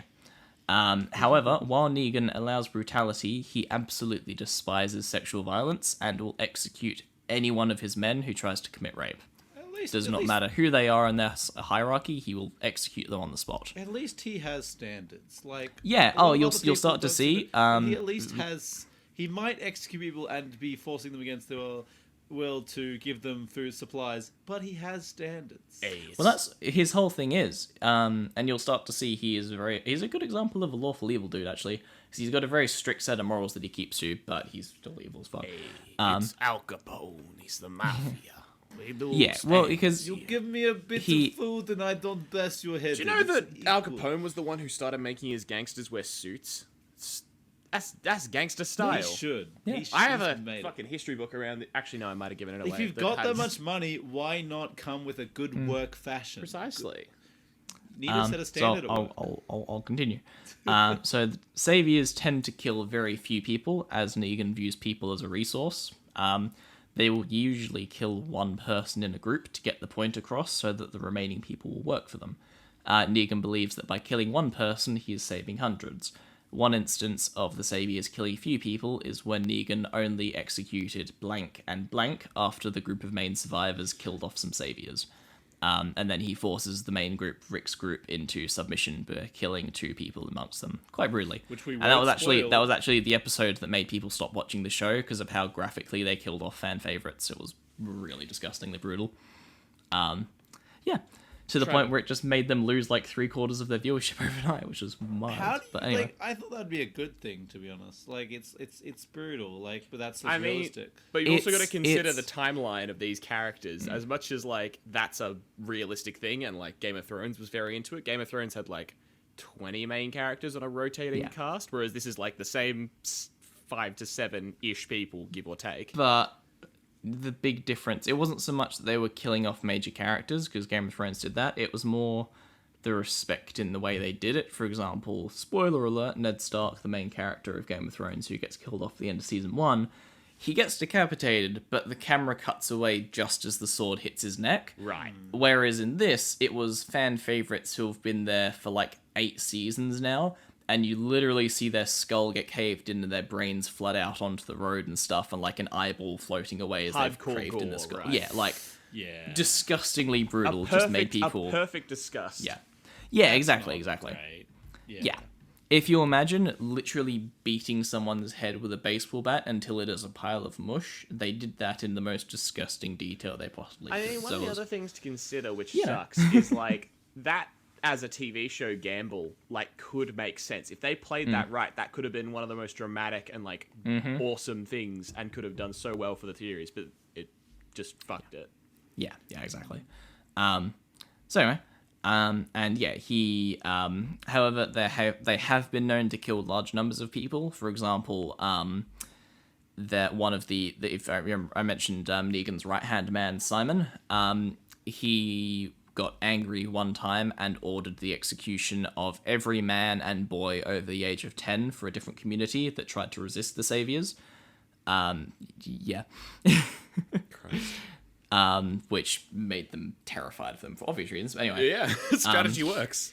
Yeah, though this is an incident that was seen as an atrocity to Negan, and it's the sort of thing that he wanted to eliminate when he became leader. Right, but right. yeah, Not there is great. shown to be a lack of trust between Negan and his right-hand man Simon. Negan believes in killing only one person to save hundreds, whereas Simon believes it's better to kill everyone, rather than to leave people to potentially revolt against you. And when it came to dealing with the Scavengers, who are another group we probably won't touch on today, who had broken the agreement with the Saviors, Negan sent Simon to deal with them, with the clear orders to deliver the standard message and kill only one person. However, Simon disobeyed Negan and killed every single person apart from the leader, who was the one that actually broke the arrangement. So, yeah, kind of So fucked. Negan's more pyramid scheme, whereas Simon's more eliminate the competition. Exactly. So most of the Saviors, all the foot soldiers and stuff, are portrayed as sociopaths. They do not show any remorse towards killing others, nor do they show satisfaction from it. They just kind of kill. So a couple of them do show signs of sadism, but it's not not all of them are like that. They just Yeah. kind of kill because it's what they're doing. I mean, it's a gang of murderers for a big yeah, town. Like, there's going to exactly. be some sadists in there. Yeah. There are still reasonable members, such as one named Gavin, who shows genuine respect towards some other communities that they enslave, and acknowledges that we'll get into them because they're my favorite group, but the Kingdom are another group. And Gavin sort of goes, yeah, that Kingdom group, they're really good to us. They give us good supplies. We treat them well, They keep up their end of the bargain. We'll keep our end of the bargain. Anyway. So, while some individual saviors may not be particularly dangerous, because if you remember me mentioning that, the main group, the protagonist group, they've been through a lot of hardcore stuff in their past, so they can generally fight the saviors pretty well. The thing that makes them kind of terrifying is that they just have, hundreds and hundreds of people in a world where you're lucky if you know 40 people. So yeah, it's kind of fucked. One of the things that they do, because they use a lot of psychological warfare to make up for the fact that they don't have very good fighters, they just have loads of them. They surround with their massive numbers, they surround other survivors and just emit in unison a distinctive whistle just to psych them out and stuff. Which, doesn't sound that terrifying, but then when you think about being surrounded by 600 dudes with guns ready to kill you and they're all whistling in unison, it's kind of... Beyond that, also having lived isolated with the same 6 people for 2 years. Yeah, and then to have that, yeah, exactly. Yeah. And the Saviors are the largest group of survivors that you see in the series, like I say, numbered in the hundreds, and their main base was located at a compound, which they call the Sanctuary. Although the bulk of their force is not found there, but divided into smaller groups which reside at different outposts spread across the region, because if you're going to enslave lots of communities, you need outposts around them to make sure they're staying enslaved. And to make it easier to avoid retaliation, one of the big things, which may be a question you guys have, the Saviors tend to instate a disarmament policy on subjugated communities. So they take away all their guns and stuff, so they can't really revolt against the Saviors. Yeah, so just a thing. And then the other thing with them, Negan, the baseball man, has created a cult of personality around himself, so many Saviors identify themselves as Negan. When Negan is present, the Saviors kneel in front of him as a sign of respect. And rules are very important to Negan, as they give structure to civilization in his eyes. If a Savior is caught breaking the rules, they are punished very severely. One method is branding the face of the guilty individual with a hot iron. Damn. So, yeah, he does not matter how close of a friend you are to him. If you break his rules, he will punish you. Doing a Batman there. Yeah, exactly. And I'll get into a little bit of their hierarchy before we move on from the Saviors, because they've got a really interesting sort of hierarchy and stuff. While under Negan's leadership, the Saviors had a well-structured hierarchy. At the top of the power structure was Negan, obviously, as the big leader. And then underneath him, he had lieutenants. As I mentioned, Simon, he was the second in command and also maintained power over the other lieutenants. And all the lieutenants formed a kind of council which met with Negan every now and then. And it would usually be a case of, okay, we're subjugating a new community, I need to promote a new lieutenant who's going to keep an eye on that community, that sort of thing. Okay. And the lieutenants themselves would lead missions and have added benefits in the sanctuary. Below the lieutenants are the soldiers, who fill the role of scouts, enforcers, and guards. Soldiers who prove themselves as loyal could potentially be promoted to the rank of lieutenant. especially when a lieutenant's killed, for obvious reasons. It's Not usually exactly up. a stable job. They died. Cool, someone's getting promoted.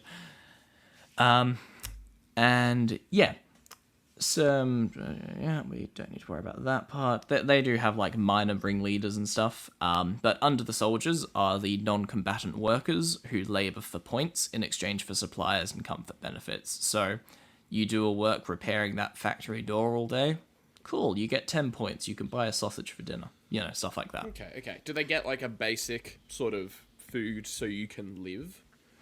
It depends what they're getting in, because as I say, they basically rely on their subjugation of other communities for a food supply.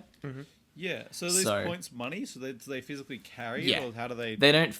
I can't remember. I think they they keep do track of it? physically carry some stuff, but yeah. So they basically try to get some form of like economy back up and going. Okay, so this purely is like through the labour. most kind of country kind of thing. This is Yeah. the most society based. Yeah, but it's a bit fucked because the soldiers and all the lieutenants are basically above the point system. It's only the labourers that have to worry about the point system. A little bit like Sparta. Yeah, a little bit. So you have the working class who do all the working stuff, but the soldiers are the top of the food chain Yeah. in everything. And the kind of interesting thing as well, Negan, who puts himself very, very, very heavily against any kind of sexual violence, he does, however, maintain the rule that any woman that he finds attractive can offer herself as a wife to him, and they escape the point buy system. That's fun. So, So how many he wives has, does like- he have? Oh, he has like 10 wives. Nice. Yeah. Not nice. Whatever. I don't know. nice. And you at gotta the- say, Depends. It depends on cultures. Some cultures normalize it. Some cultures don't. Exactly. And at the very bottom what have you got of to their do to survive? You know. the very bottom of their entire society are a group of prisoners who are usually identified with a letter which is painted onto their shirts, and then they just get referred to as that letter, having their identity stripped away. That's not great. No, it's not, is it? So I'll talk a little bit about, like, literally one paragraph about the Sanctuary, because it's kind of fun, I guess, and then we'll talk about Negan, and then we'll move on to my favourite one. Yes, you'll see pretty quickly. So the Sanctuary is their base, as I mentioned. It is literally just a big factory in rural Virginia, or Washington, I forget the state, but it is stupidly well defended, loads of barricades, guns, and hundreds of people. It is more than simply a base for raiders, as it functions as a seemingly self-sustaining community as well. There are some gardens, a little bit of chicken coops, and a marketplace. There are many non-combatant members of the Saviors who work in the Sanctuary, such as gardeners, janitors, and doctors. So, yeah, they have a little bit of stuff, but they mostly rely on stealing stuff from other people. And the Sanctuary is surrounded by a chain link fence, along which there are walkers which have been impaled along the perimeter for added security. Yeah. There you go. So yeah, they have all these walkers like chained to the fence, so if anyone's trying to get in without their permission, they have to fight through all these zombies first. And if someone's fighting zombies, it makes a lot of noise, which alerts Saviors that there's people coming. Yeah. And enslaved survivors have the prisoners that have a letter painted on them, they have the dangerous task of putting the zombies in place and maintaining them. So a lot of the time, Do they feed them? making sure they don't just get themselves strangled in a chain and collapse or anything, stuff like that. Okay. Keeping them in good condition, which obviously means a lot of the prisoners die, and if a prisoner dies, they join the ranks. So we'll talk a little bit about Negan. I might skip this quote actually because it's a long one. Unless you want a long quote. I'll have a long quote. Give Matt a long quote. He Okay. likes to talk. So, because Negan's kind of like the chief antagonist of The Walking Dead, I'm going to talk a bit about him. Okay. But yeah, I'll send you this big old. Basically a male version of what Guy got. A very before? He's something down here. He's got a like a Got a rough and tumble. So yeah. I've seen a few things. that's the one right there you go, there you go. right there. Okay. Fuck, it's so big. I'm gonna have to increase the size of my box. Oh, that's a long quote. Yeah, he said it was a long quote. Whoa. Hey, I've got Now I I've got gotta this get- green. Oh, yeah, I've got I some gotta green get- stuff to give you. Oh wow, it's really green. Yeah, I fucking told you. What green stuff are you giving me, Guy? Celery? I like celery. Good. Okay, off you go, Matt. Weakling. Oh, I got this voice a long time ago, before meat lovers like him started showing up. I lost someone that was close to me. Pancreatic cancer. If the disease wasn't eating her up from the inside, then the chemo was kicking the ever-loving shit out of her. And yet, I don't know, maybe the cancer just put things into perspective. She was never more beautiful. Didn't matter how frail she got, even when she lost her hair. Bit sexist, sorry. Then, the thing is, when she was gone, I didn't feel much of anything anymore, you know? I didn't feel scared. I didn't feel happy. I didn't feel anything. I was just here. And that is my strength. Now, me? I am dead to this world. But you?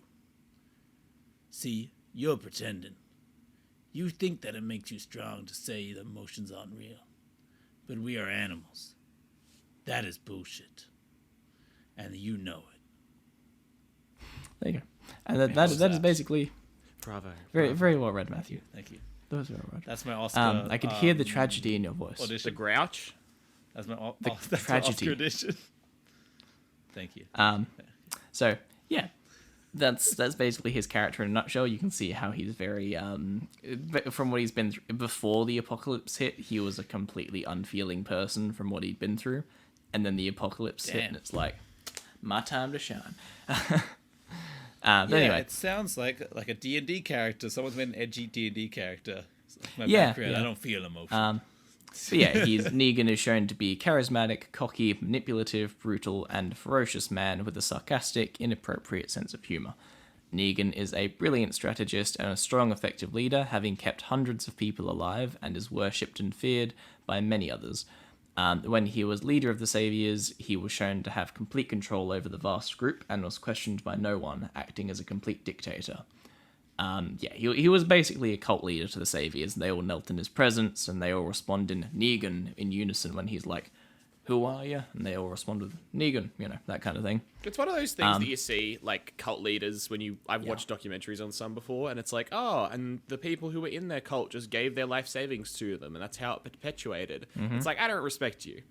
That's not a good leader. You're just tricking people. Whereas, like, a cult leader like this, like Negan, who can actually keep a whole bunch of people alive in an apocalypse, that is respectable if it weren't so awful. No, as in, like, he has actual skills other than just public speaking. I mean, yeah, but you can't give respect to this guy. No, I'm not Clearly a respect. piece of Okay. shit. He deserves more respect than some other cult leaders in terms Oh, of I his think- abilities, not in terms of think his you can- morals. I think you can respect people, but still acknowledge that they're a horrible person and should Correct. not be alive. Correct, But correct, yeah, I think correct. you can still I show respect to guess. them. I guess it's like, I guess if you're going to give me terminology, it's like you can say that Hitler's a good leader without saying that Hitler was a good person. Or you're Correct, saying that's that exactly he- what I was you getting can at. you Okay, can cool. respect Hitler as a leader and his leadership qualities, but still say he's a terrible Okay, person. fair enough then, Yeah. guy. Fair enough. Anyway, so on to the next one, which is my favorite one. We're just leading to that. We respect yeah. it. No, we don't. No! Oh my No, we don't. God. The podcast has been cancelled 6 times already. I wouldn't have thought I'd be the only person to not cancel us so far. I'm on my third alter the only count. the only way we're not cancelled right now is because we don't have enough people watching or listening to cancel us. True. We'll only have to delete the first 30 fucking episodes of this Oh podcast. shit! I just realized, guys. What? Our German listeners. No! Oh, Oh, my no. God. No. I'm very sorry. We love you. We love you. We love and- you all. I'm sorry. Yeah. God. Why'd you Nice. mention it? I'm gonna move on now, so we Yeah. can put God. that behind us. Holy shit. So on to the victims of the Saviors. Oh yeah, we're talking about the victims now. Yeah. So this is one of the communities that gets sort of subjugated by the Saviors, and they are called the Kingdom. It is a place in rural Virginia that appears to be some old abandoned school/college with huge multiple buildings, large fancy gardens, and it is ruled by King Ezekiel. Nice. Fuck You yeah. can see why How's I he like it fucked already, up? I'm sure. King Ezekiel. You'll see. That is that's the best wasteland name ever. Yep. So the kingdom has an unusual monarchical government. It is headed by the first self-declared king, King Ezekiel. This is Jude. Under him- this is what Jude's gonna do in the zombie apocalypse. Yeah, basically. Under him are his knights, who he calls Yeah. them his knights, and they work as soldiers, scouts, and scavengers. Yeah. Notably among them is a man named Jerry, who is one of the best characters in the show, who is also like his private bodyguard and the steward. If straight up, just look up Walking Dead Jerry. He's such a champ of a man. Google image that. He's got a huge fucking axe, and he's just a big friendly dude. And like Ooh. every scene ever, he's just smiling and throwing up peace signs and stuff. It's great. What's he? Hang on. He looks Hang like he's on. straight out of like a Viking kind of. He looks like he should be in a Viking show, not Walking Dead. He's fucking Like great. that's Anyway, a beard and a half. Yeah, like Oh, it's Yeah. Cooper I'm just thinking of that. Andrews. I know him. yeah. He should be in a Viking show. Cooper Andrews. He's the dad from Shazam, I think. Oh, right. Okay. Nice. Oh. But yeah, I think. he's yeah, potentially. You gotta be right. But anyway, so yeah, cool. there's also several high-ranking knights, such as Richard, who seems to stand as one of the high-ranking members and be second in command. But anyway, Ezekiel is a benevolent yet flamboyant and charismatic ruler who is loved by his subjects. He uses his experiences of playing kings in theatre before the apocalypse to portray himself in such a matter, talking in a grand No way. Shakespearean manner. Every scene he's in, he talks as if he's a Shakespearean character and often referring to himself in the third person.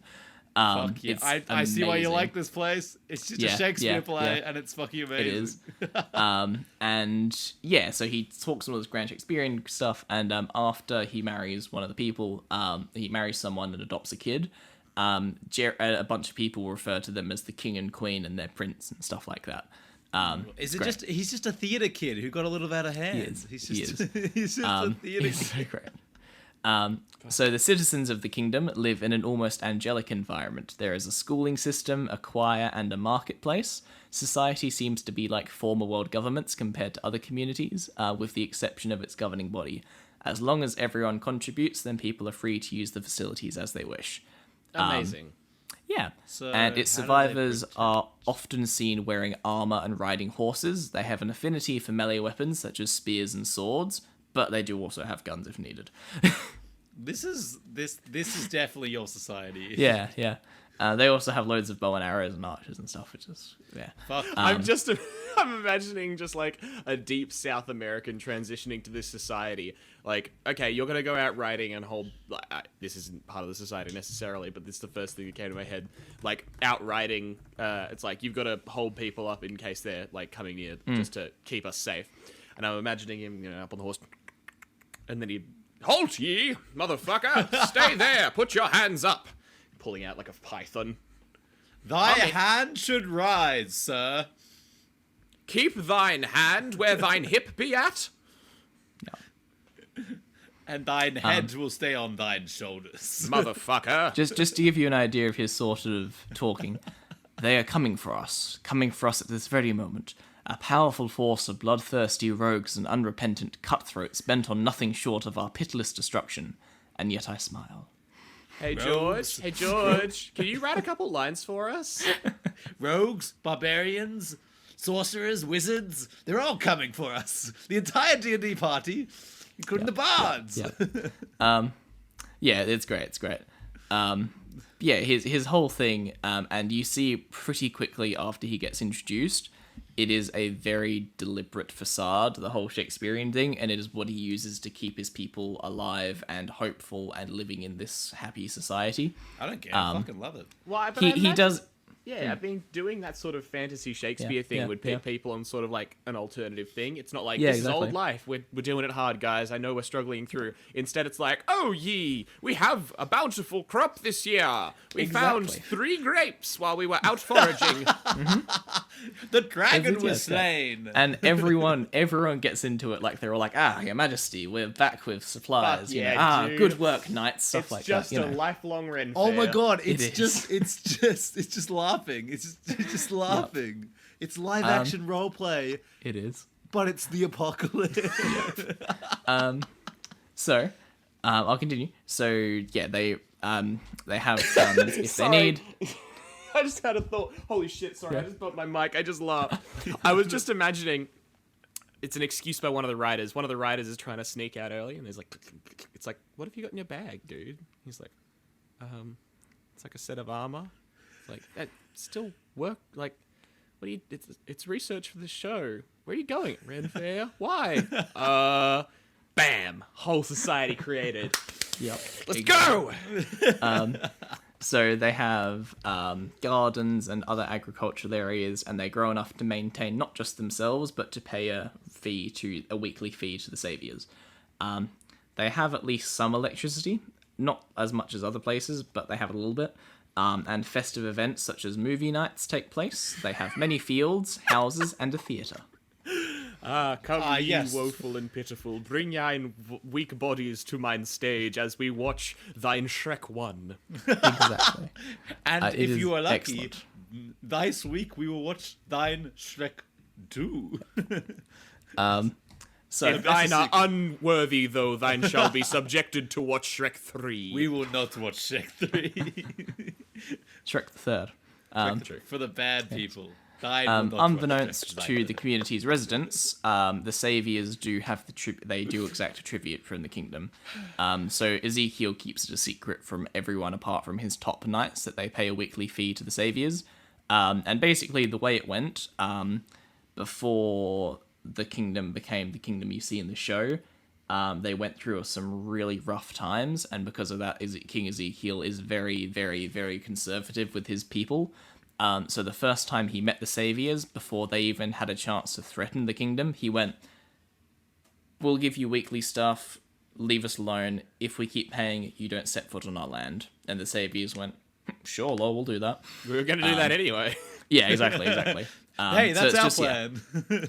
And that's what I mean. Like, as I was mentioning before, there's the savior who is like the lieutenant that oversees the kingdom, and they actually have a really good relationship, King Ezekiel and that savior, because they're just, you give us what you need, you give us what we need, and we stay away from you, and it's a peaceful deal. It's all good. Mm-hmm. So yeah. And, the savior dude even's like, it's a little bit in a piss-taking way, but he even gets in on, "Oh, how's the king doing? Have you had bountiful harvest this season?" Stuff like that. That guy would love it. That that's guy'd nice. love Yeah, it. yeah. That guy's... So, on to the king to talk a bit more about him, because he's an awesome dude. So, Ezekiel is described as wise and theatrical. He is known to be caring for others, doing whatever he can for his people, including role-playing royalty. So, Nonetheless, he does seem to be somewhat pompous and enjoys the spotlight, as you can tell. Yeah. So, that makes what do you sense. think? I think this is... So, Jude has put himself into Walking Dead, and he's trying to trick us, guy. This isn't real. He's lying to us at this point, and I he's mean, telling neither us of us have himself. watched the TV show, so We have I can no only clue. He assume could that be it's tell- correct. I haven't even gotten to the best part. Go! I still Tell haven't us gotten to the best more! part. It's just Just you. you wait. You're going to fall in love with this man, Matt. What's as his well dark? as- Does he have a dark secret though? Just No. cut it to me now. Sort of. Well, they all But do. Jude, to an extent. Jude, Okay, how but come- like not as bad. Sure. How can I fall in his love with his him? dark secret is that he pays off the saviors and lets them commit atrocities. well, That's what the basically his fuck? dark That's, secret. That's the fuck did Britain do during World War II? Appeasement. Appeasement. That's fine. Yeah, Yeah. It's It's fine. a piss baby thing to do, but you know. But they're not going to be able to kill the saviors, so just letting him be. It's fine. You're saving your people. It's like, fine. Jude, how can I fall in love with him when I've already fallen in love with you? Oh, babe. Because I don't have what this man has. So, as well as his uncommon name, he uses his experiences in theatre, as I mentioned, to create the persona of a highly flamboyant and charismatic king, speaking in his Shakespearean-like manner and referring to himself in the third person. So he mentions that back in his time... Oh, actually, that's further on. I won't say that now. Despite his benevolence, he has an uneasy truce with the saviors and is shown to have a no-nonsense attitude towards the saviors. So Ezekiel grew up in Washington, D.C., although little is known regarding his early life. At a young age, he performed in community theatre, where he portrayed several fictional kings, including Arthur, Macbeth, as well as Martin Luther King, upon where he gained a distinct talent for the theatrical. Nice. In addition, Martin his Luther King grandmother... wasn't a real king. Yeah, but It's it's still that kind of charismatic leader is more the Sure. point. That's more that's for in that Okay, list. sure. That's why it's fictional kings Arthur and Macbeth as well as Martin Okay, Luther. fair enough. As an adult, he became a zookeeper. Oh, fuck yeah, dude. One day, a Bengal tiger named Shiva fell into a concrete moat and thus her leg was ripped open. With no veterinarians around, Ezekiel came to her rescue by wrapping his shirt around the open wound, caring for her overnight and preventing a hemorrhage.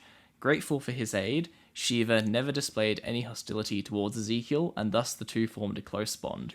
So, yep, come the apocalypse, he grabbed his theater stuff, went to the zoo, got his tiger buddy, and they went off to Fuck make a kingdom my whole together. plan. Fuck my career what- plans. I'm setting up for this shit. That is the best apocalypse plan. Holy shit. Did he? What thoughts did Bro think about?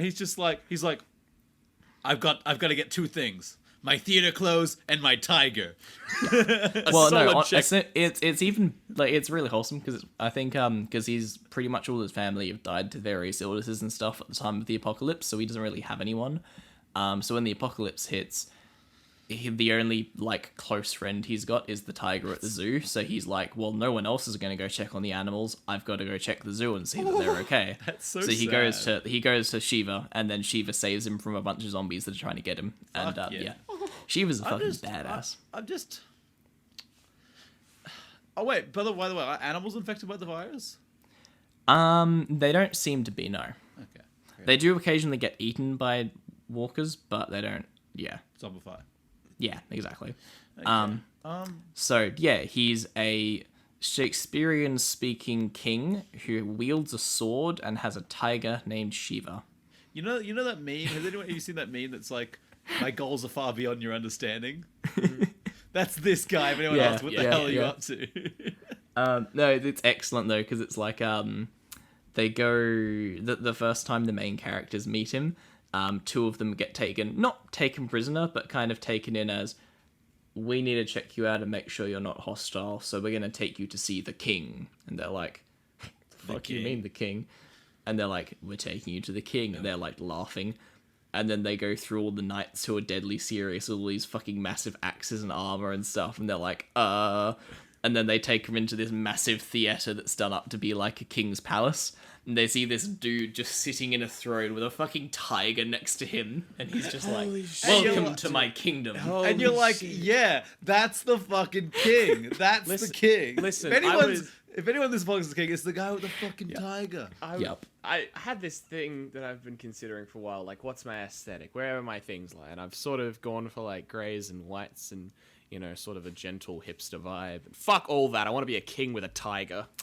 That seems like the best role And I ever. mean, if you want to see him even fucking cooler, just look up images of him. He has like these massive dreadlocks and stuff. He's a How do you spell absolute it? champ. Quick other thing that I think is very good. People are aware of the Walking Dead series, obviously, so, put out casting calls for actors and stuff like that.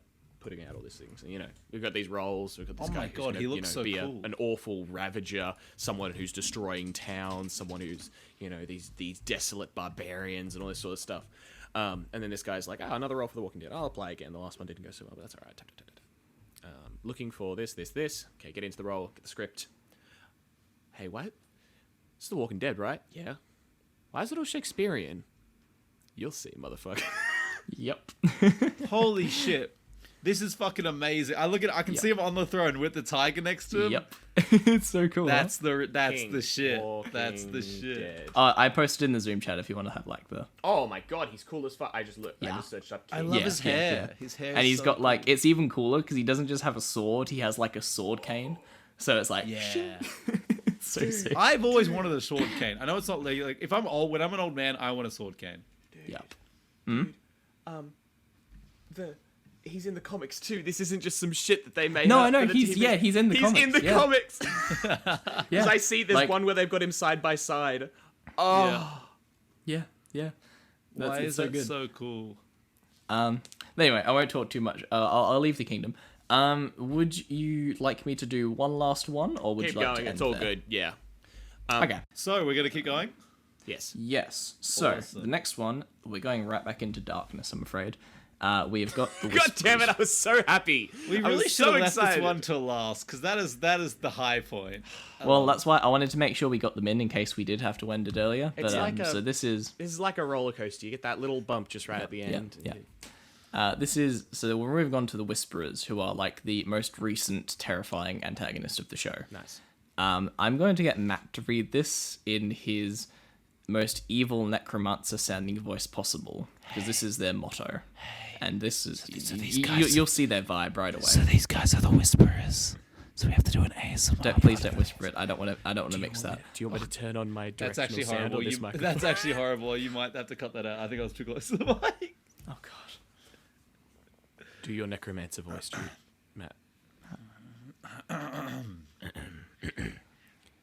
Will you walk in the darkness? Is that good? He said bad necromancer, not comedy necromancer. We walk. You're not You're not Okay. R. We we walk in darkness. We are free. We bathe in blood. We are free. We love nothing. We are free. We fear nothing. We are free. We need no words. We are free. We embrace all death. We are free. This is the end of the world. Now is the end of the world. We are the end of the world. Nice. Yeah. Hit that wee Yeah. hard. I would have done the It's, same. I mean- it's edgy as fuck. I mean, they Can I say also that say- they need no words. They I was need gonna quite a few say! words. That's quite a few words, especially three. Seems like you you've need a lot of repeated. words, dude. You repeated these three words. We are free a lot. You'll see why they have that part. But anyway, That's so a the very cool Whisperers, quote. they are a group of unknown size who have adopted the ideology that humanity is to return to its most animalistic roots, living in the wild and following a societal hierarchy similar to that of wolves, with an alpha as their one true pack leader. But that's not how wolves. That's false. Wolves do not have alphas. That's not how that works. Correct. The guy Correct. actually who made the same theory just credited himself. I Correct? hate that. But this is what they're following. It's like the vaccine thing, but way less harmful. Yeah. Well, I don't know. These guys are pretty harmful. I was you. I think he's talking about the wolves, but okay. I know. As such, the Whisperers are also fiercely territorial and will kill anyone who treads into any of their land that they see as their own. Fair enough. So you may not know it's their land, but if they think it's their land and you put a toe on it, oh, you're fucked. Through a process, so the reason that they are called the Whisperers, we're getting to, but through a process of skinning killed walkers and possibly other dead bodies and curing the leather, in order to prevent contamination, the Whisperers craft and don full head masks and body costumes that allow them to blend into herds and guide the zombies like sheep for strategic and defensive benefits. That's cool as shit. That's so Yeah. good. Yeah. So the introduction to the Whisperers is the main characters see a group of like 20 zombies walking towards them. They go in, knives in hand, because by this point it's simple. You walk up to the zombie, you grab it by the throat, knife through the eye. 2 seconds, kill a zombie. Yeah. They walk over, ready to go. Suddenly one of the zombies whips out a machete and decapitates one of the main characters. Ah! Yeah, and it's like, oh, what the fuck? Zombies And and that's the machetes now. Yeah, and it's like a really major character as well, so it's like, but anyway, yeah. So, the Whisperers were first formed by a woman who would eventually become known as Alpha, her young daughter Lydia, and a man who would be known as Beta. And 3 of them started the group. The Why 3 had Lydia's previous... Lydia's the odd one Daughter. out there? One of these She three just is is. not like the other. Yep. And the 3 had previously encountered each other in a hospital and joined forces with each other. The 3 eventually began using an ingenious way of being protected from walker attacks by killing the walkers and using their skin to mask their scents in order to move freely among the herds.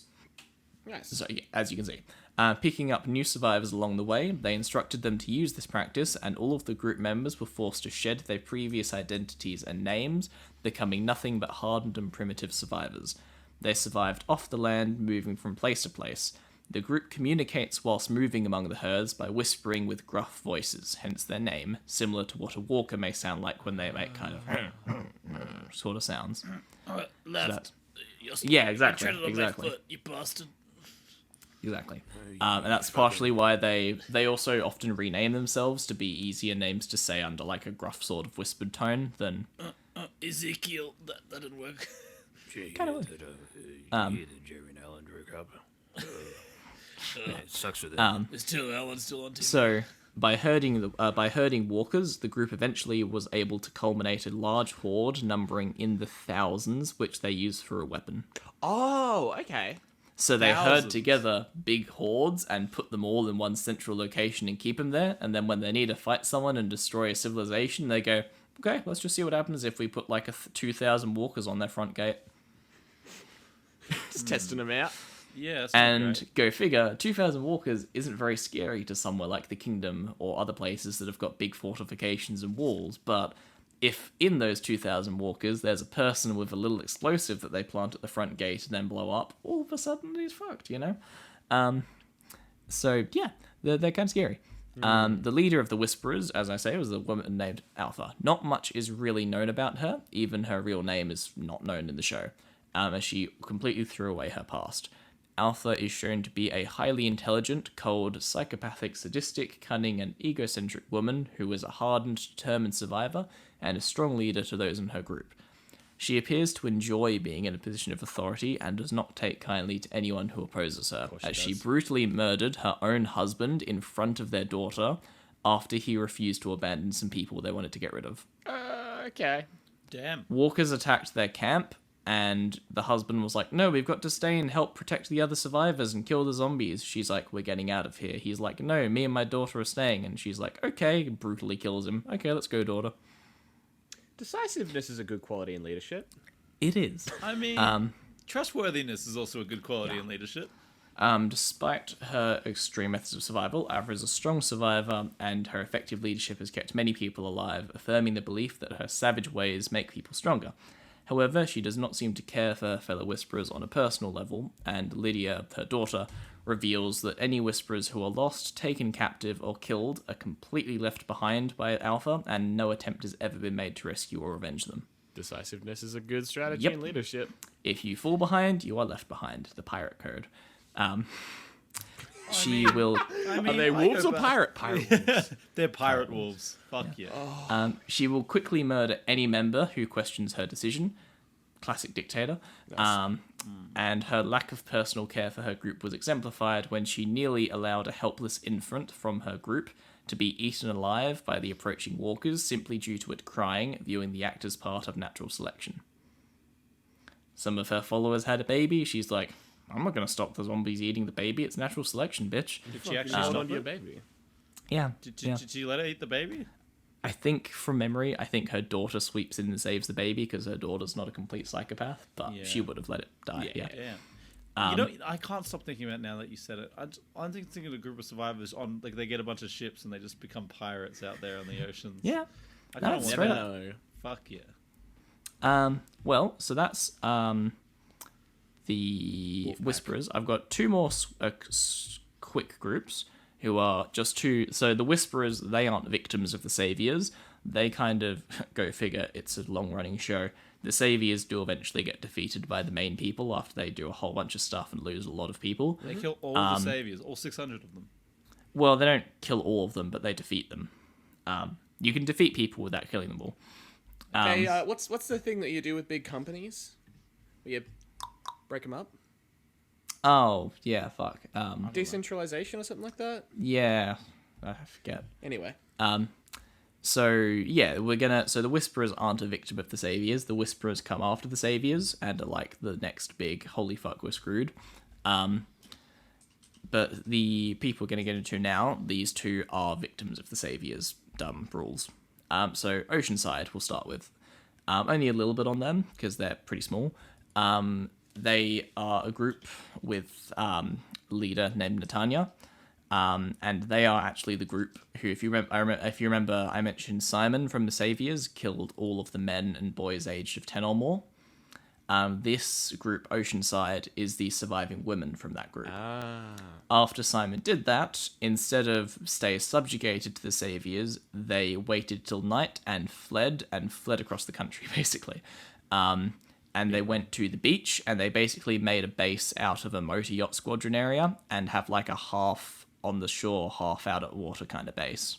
That's so good. Genius. Yeah. That's what Hey, you should everything goes tits up. It's like the train place. You just push off the beach and just goodbye, Exactly. idiots. Hey, Exactly. Hey, yeah, see ya. You can't. How are you gonna get out to us? If you try and swim, we'll just shoot you in the water.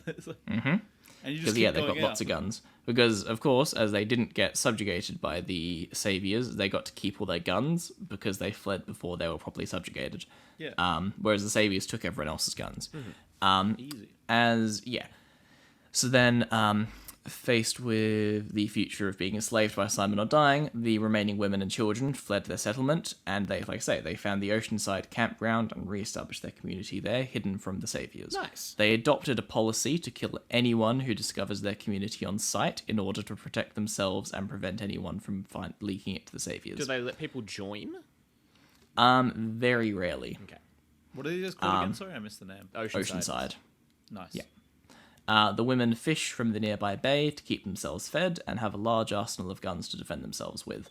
And the entire coastline near their base is riddled with all sorts of horrible traps that include walkers and tripwires and all sorts of stuff. Nice.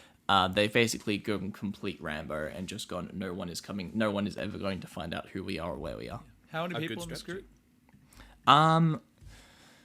I think they're like a kind of 60s sort of group after they lost like half of their number. Yeah. Okay. Not too bad. So they were a decent enough size where they thought they could fight back against the saviors, and then they had everyone get killed, and then they fled. So Yeah.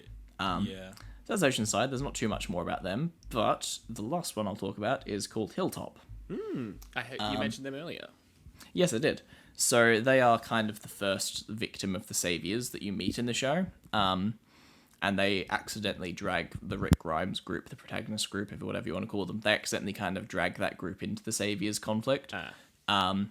So they are a small farming community located in the countryside of Virginia, formerly led by a selfish man named Gregory until an election was later held and a different character was selected to be the new leader. And she ended up being an ideal choice as she united the people of the Hilltop to try and fight back against the saviors. It is actually a fairly small place, basically just being a large museum/mansion surrounded by loads of caravans, but it has a really good defensive position on top of a hill and is surrounded by a huge wooden wall with well-made battlements atop it, which gives a lot of defensive capabilities. Remind me again what the name of this place is? Hilltop. Oh, Yeah, why do they call it that? funny that. I don't know. Crazy. You know. I think they're at the bottom of a hill. They're in a little gully. That would be so Yeah, fucking good if you set it up in like a ravine and you have like a mine Hilltop. shaft and all that sort of stuff, and you're like bury the thing. Oh yeah, we're Hilltop. Where the sky Yeah, funny. that's what I'm Would gonna. anyone ever find them? Because they'd just be looking for someone on top of a hill. Yeah, exactly. That's what and now if you set up on top of a hill, you've got to call yourselves bottom gully. Yeah. So when the apocalypse began, the governor of Virginia declared a state of emergency and requested government assistance in handling the epidemic, bringing in FEMA, which is some American organization, I think, I'm not certain. FEMA chose the Barrington House, which is the manor place that they are built around, as one of its safe zones, bringing trailers to the location as well as defenses, security, and supplies. As survivors began to arrive on the new Hilltop colony, they found themselves abandoned. Like every other government military power across the United States, FEMA was told to abandon the Hilltop due to some military operation, and they basically left all the survivors they'd united to fend for themselves. However, due to their location, the survivors of Hilltop saw promise. The terrain offered fertile lands to crop, and while the hill they presided on would offer them an advantage to oncoming survivors and the undead, at some point, they used the lumber and tools from a nearby power mill to build the large wooden walls around the colony's perimeter. So like, sweet, this is alright, we can do this. However, as soon as the walls went up, so did the arrival of the saviors. Right. Gregory was the leader at the time, and he confronted them. The saviors demanded that half of the resources will be given to the leader, Negan, for the price of not attacking and destroying the Hilltop. Gregory made the deal, but the saviors killed a teenage boy to make their motives perfectly clear. That's when they beat his head in and then took a photo of it to keep record. They also took Hilltop resident Dr. Emmett Brown. That was a good No, Emmett. reference. Oh, sorry. His name's Dr. Emmett Carson. Damn it! And they transported him to Negan's base to be basically Negan's private doctor. Right. FEMA stands and for they Federal left- Emergency Management Agency. There you go. Cool. He's been trying to get that in for the last like 5 minutes. Cool. Well, like my camera's just locked on max. I've got zoom minimized, so. Oh, really? Because he's literally been like, No. I was like tucked up. I was tucked up next to the microphone, and you'll probably catch in my audio. I was going like for like a good while while you're talking. That's okay. That's gonna be the worst audio experience. So anyway, then yeah, they left his brother, Dr. Harlan Carson, behind. So Hilltop has a doctor, and so does the Saviors. And yeah, since then the Hilltop were giving half of their supplies routinely to Negan and his Saviors. A man named Paul Rovia, who became known to others as Jesus because he looked like Jesus. He became the just Hilltop's Jesus. scout and supply runner and was asked to find resources as the group started to dwindle supplies to provide for both themselves and the Saviors, fearing their days were numbered. He's great. He's just got, big flowing brown hair, big brown beard, and he's really fast runner, so he just you're keeps making doing me look supply up runs. Walking Dead. Does he Jesus. wear like a toga? Because the No. image of like a guy in like a white gown, like running across, like. No, he's a really good martial artist and kills people. Oh fuck yeah, dude! Jesus is He's gonna a kung fucking- fu kick he's the a shit out of fucking you. He does badass. kind of look Yeah. like Jesus. I'll give you that. Yeah, I mean, yeah. he looks like a white Jesus, but yeah, Of course. he's not. So then I'll talk a little Jesus, bit about he's Gregory, white because I talked about the other leaders a little bit. So Gregory is shown to be a narcissistic, egotistical, and cowardly man. He appeared to have enjoyed being the leader of Hilltop and having everyone under his control, and seemed to be a somewhat effective leader due to keeping people alive, but that was like the benchmark, Despite this, Gregory is a weak survivor who has cowered in the dark, while others have risked their lives to protect him and protect himself, and he revealed that he has not killed a single zombie or human in the entire years since the outbreak. Human good, zombie. Meh. Yeah, showing that he is completely ineffective in combat, because it's not because he's been not in combat, it's because he runs like a screaming child until someone else kills the zombie. He has also allowed his people to suffer under the thumb of the Saviors, which has even come at the cost of his own people, they got killed by the Saviors and he nearly got killed by them himself. And even after Negan ordered the death of Gregory, Gregory was still refusing to aid everyone in fighting back against the Saviors, showing that he was just completely ignorant of the cruelty of the Saviors. Yeah, basically. The Savior's like, okay, Gregory, you're going to be executed, and he's still like, no, I will not fight back against them. So, yeah, Nice. that's the Hilltop. Hell yeah. I like the hill. And that's some of the communities in The Walking Dead. Hell There yeah. you go. Interesting. Very interesting. You say also that there was fights between them and it becomes that sort of thing. Is it just the Saviors bullying everyone? Sort. There is a point in time the Saviors go for. It's not really a spoiler to say, because the Kingdom, Hilltop, and the main group who become residents of this place called Alexandria, which is like a little town. So that's like the Rick Grimes group. The three of them, along with Oceanside, kind of make an alliance to fight back against the Saviors, because common enemy, But then after they kind of, I'm not going to say how but after they deal with the Saviors to an extent, they start not turning on each other, but there starts to be more internal conflict, if that makes sense. I mean, because, I wouldn't be surprised. Like, that's always what happens. Like, if there's no... The Saviors, they were kind of being dicks and they kind of did bad things, but, like, they created a power structure that at least kept people safe. And now that there's no person, like, watching over people, they'll be like, they're going to fight among each other a lot more. Yeah. You did hear Yeah, that they bit that Jude said where they offered protection but didn't actually do it, right? Yeah, I know, they didn't... But they probably did it somewhat. They probably kept people from fighting themselves because they had one a main enemy. that was the more thing. Okay, yeah, right. Yeah. They just didn't, like, protect them from the zombies or anything. Yeah, that's my. They probably stopped because if they fought with them themselves, they wouldn't have resources to give them food. So they would obviously not want them to fight. They're like, hey, stop fighting. We need your food. Yeah, Fair enough. exactly. You know. So I and guess. also, please tell me the kingdom is safe. Please tell me the kingdom. I will not spoil the show. You have to watch it. I want the kingdom to be safe. That's For the only once, we're place I not going to care have to about. include it. Well, We we'll will. have to There's include still a a little spoiler spoiler warning. warning. No, Yeah, it's still a pretty big spoiler in this. There's still a lot of spoilers. Little spoiler. Yeah. But yeah, it's a fun show. Hell If you yeah. fancy a binge, it's good. There's There's a bunch How of many other seasons is it? I do not have the time for this. like 8 seasons. I don't have the time. There's a lot, but I don't have the time. Yeah, neither. It sounds interesting, but there's so much to watch. So much to do. Yeah, no, and there's a lot of other minor groups here and there, but obviously I'm not going to talk about them because they're not as important. For sure. Yeah, Awesome. enough. We'll sign off there then. Yeah. Hell Well, yeah. well, now that if you've gotten all the way to this point in the podcast, you must have at least enjoyed a little bit, or you hate yourself, and fair enough. But if you got to this point in the podcast, please check us out on iTunes and give us a review. I've noticed people are watching and not leaving reviews. Come on, listen to this. If you're listening to the podcast, you got to hear. Least you could do. If you listen to more than one, you enjoy it. Please give us a little review on iTunes. Go check it makes out. Matt not cry. It makes me cry tears of joy whenever I see one. Thank you very much. So appreciate that. And if you want to hear more about the podcast and hear when it's going to come out, or if there's any delays or anything, if we're doing any new projects, check us out on Facebook and Twitter. We're releasing stuff on mostly Facebook, so check out Facebook. Follow Facebook. At Living by the Law is where you get the updates. So that's where I'll post. Might be setting out the new stuff. If we ever set up with Patreon, which I'm still working on. I don't know if we're going to be able to actually release it until we've got a bigger fan base, but I am working on the outline of it. Art, posts, jokes, all on our Facebook. So if you enjoy the podcast, you want updates on it, check it out. Check us out there.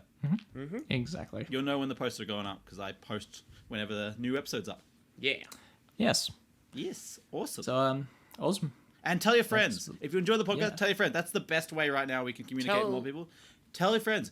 Talk to them about your podcast and let them watch it. Listen to them with it. Watch it. I have Listen to I have them. an instruction. You've done all your stuff.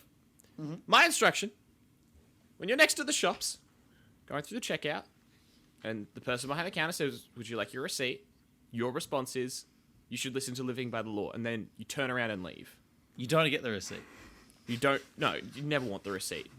That'd be quite funny, actually. I would love it if You- any fan does this. Yeah. I would love that. And you not only that, you should go out to any service person. So if someone comes to your restaurant and they said, "How did you enjoy your meal?" and you turn to them and go, This is "You Living by should the Law. listen by law."